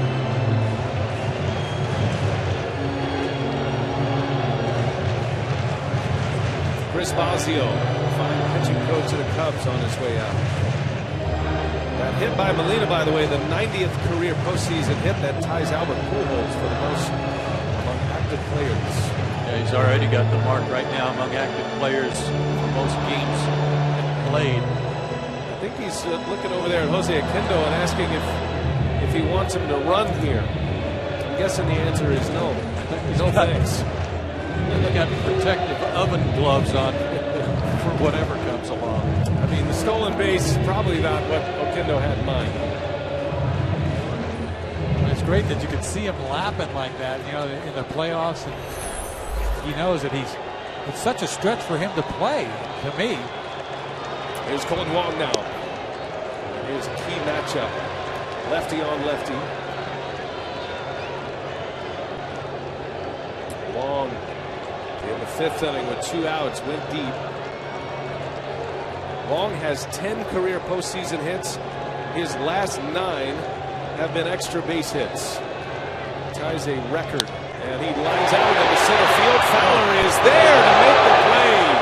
Colton Wong hit it right on the nose. Fowler makes the catch. A huge out for the Cubs, and they still lead 6-3. For the Cardinals. Pretty fortunate in that inning.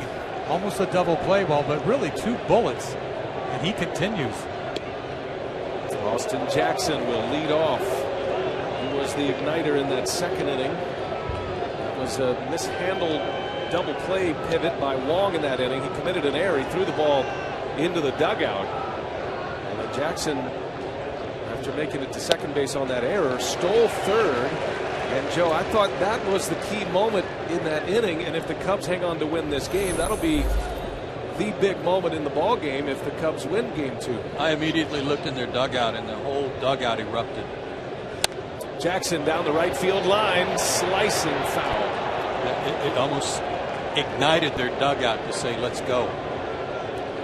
He got a good jump. Garcia didn't give him a couple of looks. Stole it easily. Put a runner at third with 1 out, and the safety squeeze, the miscommunication there with Molina and Garcia. Garcia went 2 innings, 5 runs, all unearned, and then it was reported later, Matt telling us he left with a stomach virus. They were just psyched that they had somebody on third base, right? I mean, they were just the way it happened. They were looking for any momentum at the time. Carpenter had just homered in the bottom of the 1st. This place was loud. Cubs had not scored yet, and a wave and a miss. Wainwright strikes out Jackson. 1 away. 8th inning. Time for an update from our Atlanta studio. Let's hear from Casey Stern.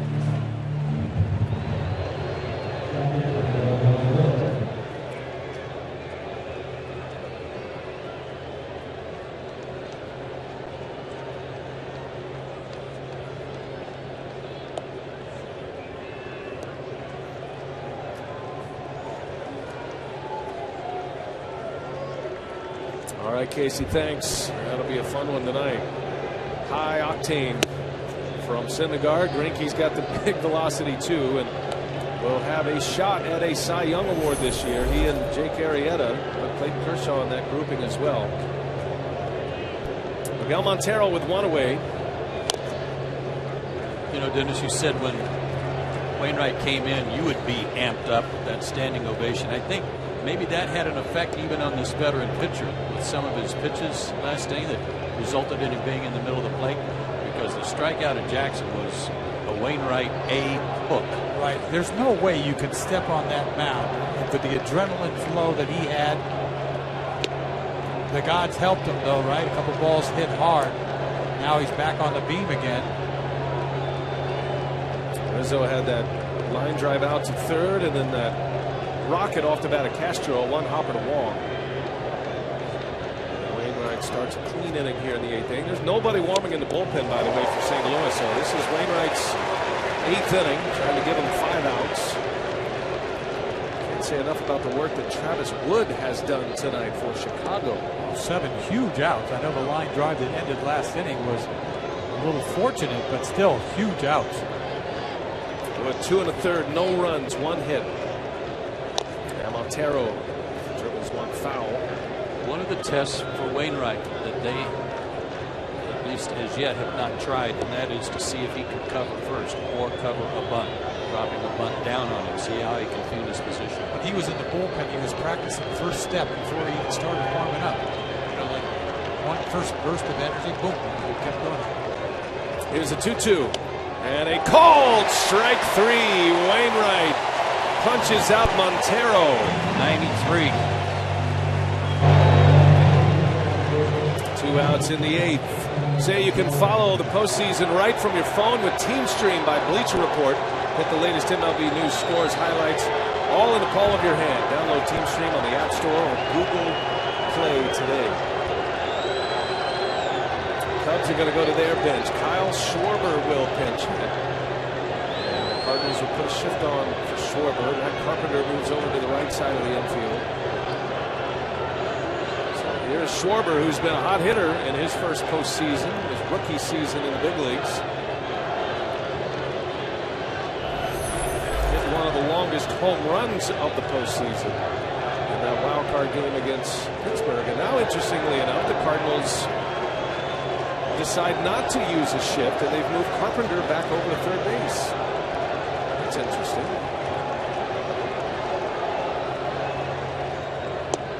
Makes you wonder if Adam Wainwright is the one who said, no shifting here. You go back. Right, but then he throws him a hook. I mean, something he's going to yank. He'd be the only one who has the authority to set his defense, right? I think so.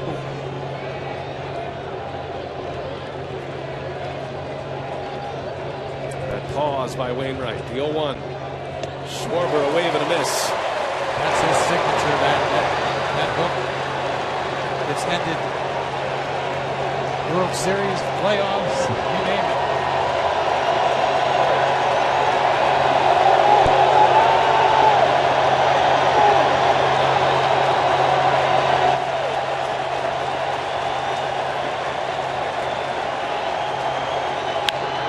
Fly ball, left field, slicing, and very little room over there. That'll end up in the seats. Schwarber remains in an 0-2 count. Adam Wainwright is just stalking on the mound, too. He is a man possessed right now. Is his windup more deliberate than it was before? I think sometimes he does that when he's about to throw a fastball. Okay, it's like he slows everything down and then zaps you.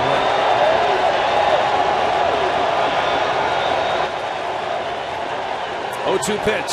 Schwarber, down he goes. Wainwright. Strikeout. He strikes out the side in the 8th.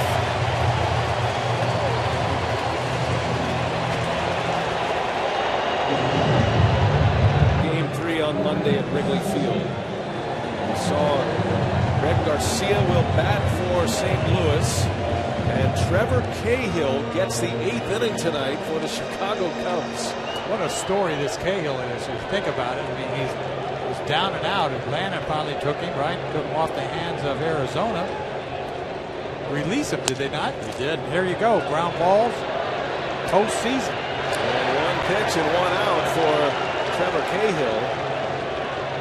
Twice in the last 3 games, he has pitched on the plus side in the 8th inning. Once all year prior to that. So this has been coming for Joe Madden. He's got Fernando Rodney down there. He's got Pedro Strop typically as his setup relievers, but that's not the case here in the postseason. And they've been telling me that his velocity is up since he joined the Cubs. His changeup is better, and he's always been a ground ball guy. He just found something once he got with the Cubs that really turned his life around in a way, because he was on the way out. When you think about it, all you have to find it for is 3 or 4 or 5 outs, right? I mean, it's not like you have to start and get 18 guys out or 21. Something clicks. I mean, this guy's a sinker baller. Matt Carpenter on the ground foul. Ahead of it, it's 0-2 on Carpenter. Carpenter had a key at bat in the 5th inning after the Cardinals had back-to-back home runs. Travis Wood struck out Carpenter to end the inning. Wood was outstanding tonight. 2 1/3. And now Cahill will try to work this 8th inning. Cubs do have activity in their bullpen, and their closer is up as well, Hector Rondon. 0-2 pitch. Down and in, ball 1. Cahill's ERA with the Braves was 7.5 in 15 games, and found the magic formula on the north side of Chicago. A 2.12 ERA in 11 games with the Cubs. And a called strike 3. Down goes Carpenter. 2 up, 2 down for Cahill. Punched him out there with a high sinker.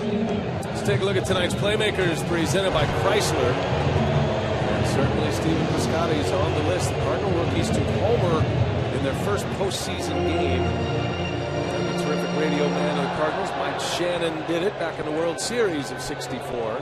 Talked to him about that before the game. Off Whitey Ford. Nice. He said slider, hanging slider. Still remembers it like it was yesterday. Cahill gets ahead of Piscotty. And just slinging it in there. The comeback sinker in there. 0-2 the count. There's Mike Shannon. And Black, always, right? He's not happy with that call. Cahill working fast, and a swing and a miss. And the Cubs have found their new setup man. Trevor Cahill makes it look easy in the 8th. 3 up, 3 down.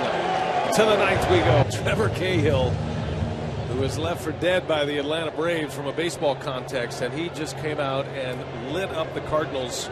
3 up, 3 down, 8 pitches, 7 strikes, back-to-back strikeouts to end the inning. Now we're in the 9th. And Jonathan Broxton is on the mound for St. Louis. Acquired via trade from Milwaukee earlier this year. At the trade deadline. Addison Russell leads off for the Cubs. Joe, that was such a huge question mark for the Cubs there. Their relievers getting to Rondon, their closer. They don't match up with the Cardinals in that respect. But the way Wood has pitched tonight, and now Cahill in the 8th inning, they're toe for toe with him right now. That was so Joe Madden to me. He got 2+ innings out of Wood, left him out there to work the 7th. Brings in Cahill, who has improved his ERA by 5 runs since he left Atlanta, and was brilliant. But he told us before the game that's what he was thinking. Remember, he told us how it lined up for Wood. Wood goes from here to here, and Cahill, it was in his brain. I mean, that was what he was going to do, and he made the move. 5th inning, 2 outs. I mean, boom, he went right to the plan. I think he's afraid of going with Strope. Rodney, have control issues sometimes. 2-2 from Broxton, and Russell down the right field line. Long run. Piscotty runs out of room. Good effort down there. He's had enough collisions. Still going hard at him. As Cardinal fans appreciating that effort by Piscotty. Well, what a game going here. The Cardinals shut out the Cubs yesterday 4-0. Jumped out early on a Matt Carpenter home run in the 1st. Chicago got 5 in the 2nd inning, all of them unearned. 2 errors in the inning by the Cardinals. A 2-run home run by Soler capped it off. Cubs added 1 in the 3rd to lead 6-1. And then back-to-back homers in the 5th for St. Louis to make it 6-3.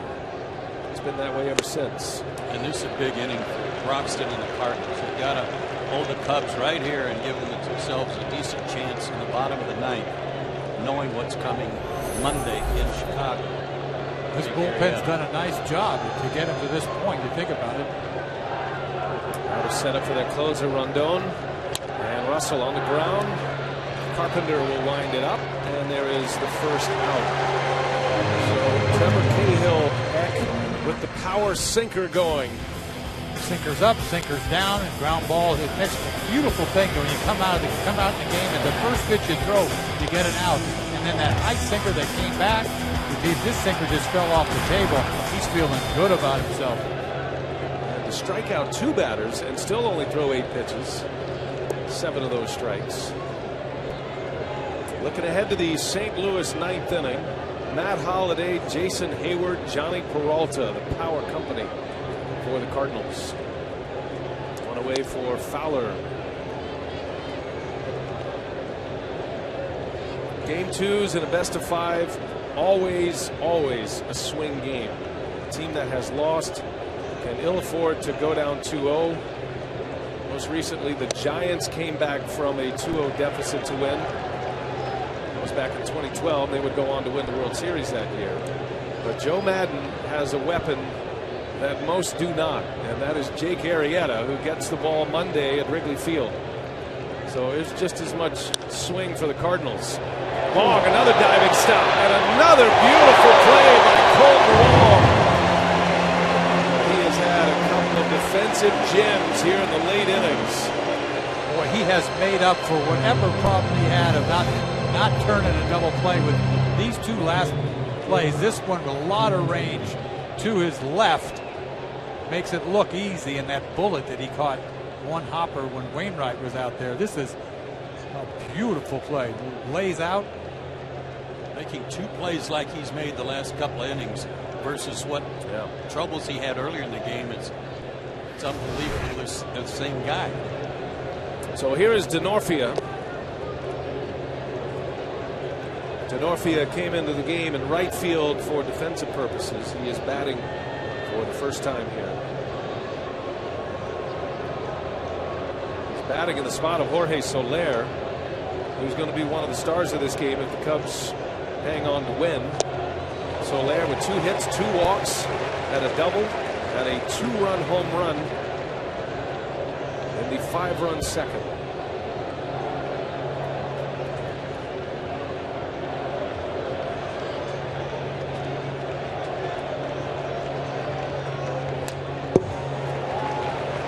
Broxton throwing a lot of breaking balls. This is a guy that used to throw the ball close to 100 miles an hour. Not really the same guy.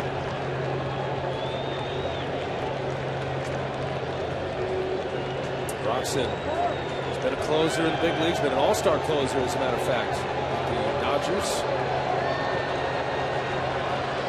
trying to work a 1-2-3 inning. 1-2 pitch, and Denorfia stays alive. You talk about Arrieta looming on Sunday against Michael Walker, which he used to be the weapon a couple of years ago, right? I mean, he had a playoff run through the. That is the Game 3 matchup Monday evening in Chicago. A ball and 2 strikes on Denorfia. Got him. Broxton holds the Cubs to 6. Now we go to the bottom of the 9th. Hector Rondon 3 outs away from the Cubs, tying up this best of 5 series. Tough game. An opposing ballpark. You kidding me? This guy's done his deal here. 72 appearances. Facing Matt Holliday to start the inning. Holliday swinging away early in the count. 0-1 to Holliday, who is 0 for 3, and all 3 of his outs have been fly ball outs to left field. The last of which almost went out. 95 to 98 on the fastball from Rondon. Slider has a good downward tilt. 98-mile-an-hour fastball. It's 0-2. Tell me he's not pumped up right here. And pretty good command. It's all about command for a closer. I don't have to tell you that, Dennis. He's only walked 15 guys this year. Might never have that kind of hair. That ball is jumping out of his hand. Not an easy place to close, Chicago. Wrigley Field. over the years, they come and go, don't they? I mean, it's hard to have a long career closing games at Wrigley. 1-2 to Holiday. He fouls it away. It's another one at 98. Interesting is this inning, he's facing guys, though, that all have a lot of pop. Anybody that gets on, somebody could follow with a home run and really make it a ball game between Holiday, Hayward, Peralta, Reynolds. Another 2-strike pitch in the dirt. Just don't want to walk people. That's the biggest deal. I mean, in the middle of the summer, Joe Madden gave Hunter Rondon a mental vacation from the closer's role. He was so-so. He wasn't blowing a whole lot of saves, but he did give him a break. He's come back strong. And a ground ball to third. Bryant across the diamond, out number 1 for Rondon and the Cubs. There's that breaking ball again. Not an easy pitch to make contact with. Holiday hit it pretty sharply to third. Cardinals had a fast start tonight. Matt Carpenter homered in the first inning, the first batter that Kyle Hendricks faced. The starter Hendricks only goes 4 2/3. It's been Wood and Cahill, and now Rondon. They try to get to the finish line. A lot of innings from the bullpen tonight. Rondon to Hayward on the first pitch. In the hole, Russell lays out, no chance with Hayward. And that'll be an infield hit, and the Cardinals have a base runner. Hayward trying to pull the ball all night long. Finally got smart here. Got a fastball, hit this ball the other way. Makes a nice play. He knows he has no chance. Jason likes the ball away from him. He preferred to be able to extend his arms on something away. Able to hit that one in the right spot. So Hayward, second hit, had one last night. He's 1 for 4 tonight. Now Johnny Peralta, tying run, moves into the on-deck circle for St. Louis. Cubs are looking for a ground ball double play here. And a strike on the corner. That was his cruising speed fastball at 96 miles an hour on the corner. That was pain. Let's just get this over on the Forget outside. about it.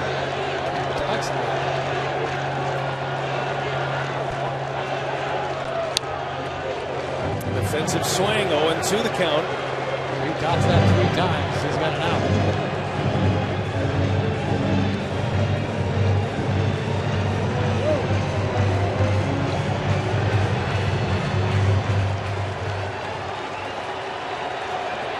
So tempting to throw a slider right here. Cubs are set up to turn 2. The 0-2, a ground ball, third base. Bryant falls down and throws from his knees in time for the out. If Bryant stays on his feet, the Cubs have a chance to turn it to end the game. I think they're lucky they got an out, to be honest with you. I mean, it could have been a bang-bang play at second base. I think he was out, but you talk about a slider that he went to right down the middle. Peralta hit it sharply, one hop. He could not keep his balance. Close play at second, he was out. You're right, Jack. They were lucky to get an out after he lost his balance. They were also lucky that on that slider in the middle of the plate, it was a ground ball. Should be a bullet to left. Castro very wise there, just taking it like a first baseman instead of trying to turn 2. So 2 men are out in the 9th inning. Here's Mark Reynolds batting for the second time. And a strike. And he can turn around anybody's fastball. Just missed the home run last time up. I mean, barely against the wall. Cardinals are down to their last out. Tying run on deck. And Mike Matheny has sent Tommy Pham on deck. If Reynolds can reach Pham, who homered in a pinch hit appearance last night, would bat as the tying run. 3 runs is just humongous. 2 runs is one thing. 3 gives you so much breathing room. Tying run doesn't come to the plate, unless you really make a mistake. He's lucky where he is right now. 1 ball, 1 strike. And a swing and a miss. 1-2 the count. Rondon is a strike away from evening up this series. Forget about that slider. Go upstairs with that fastball. Why mess with it?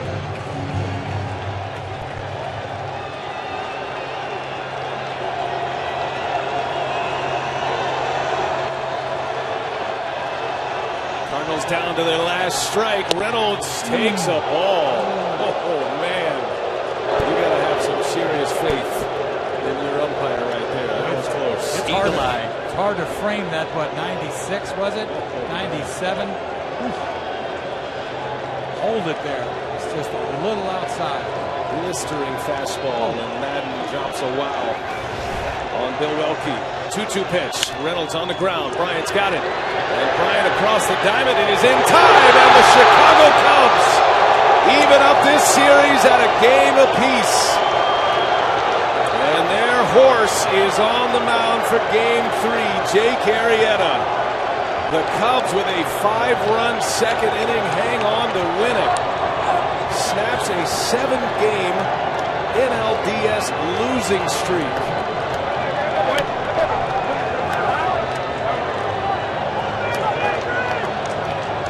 The Cubs had won 9 straight until they were shut out last night. They're back with the W tonight in St. Louis. A major win for the Cubs with Arrieta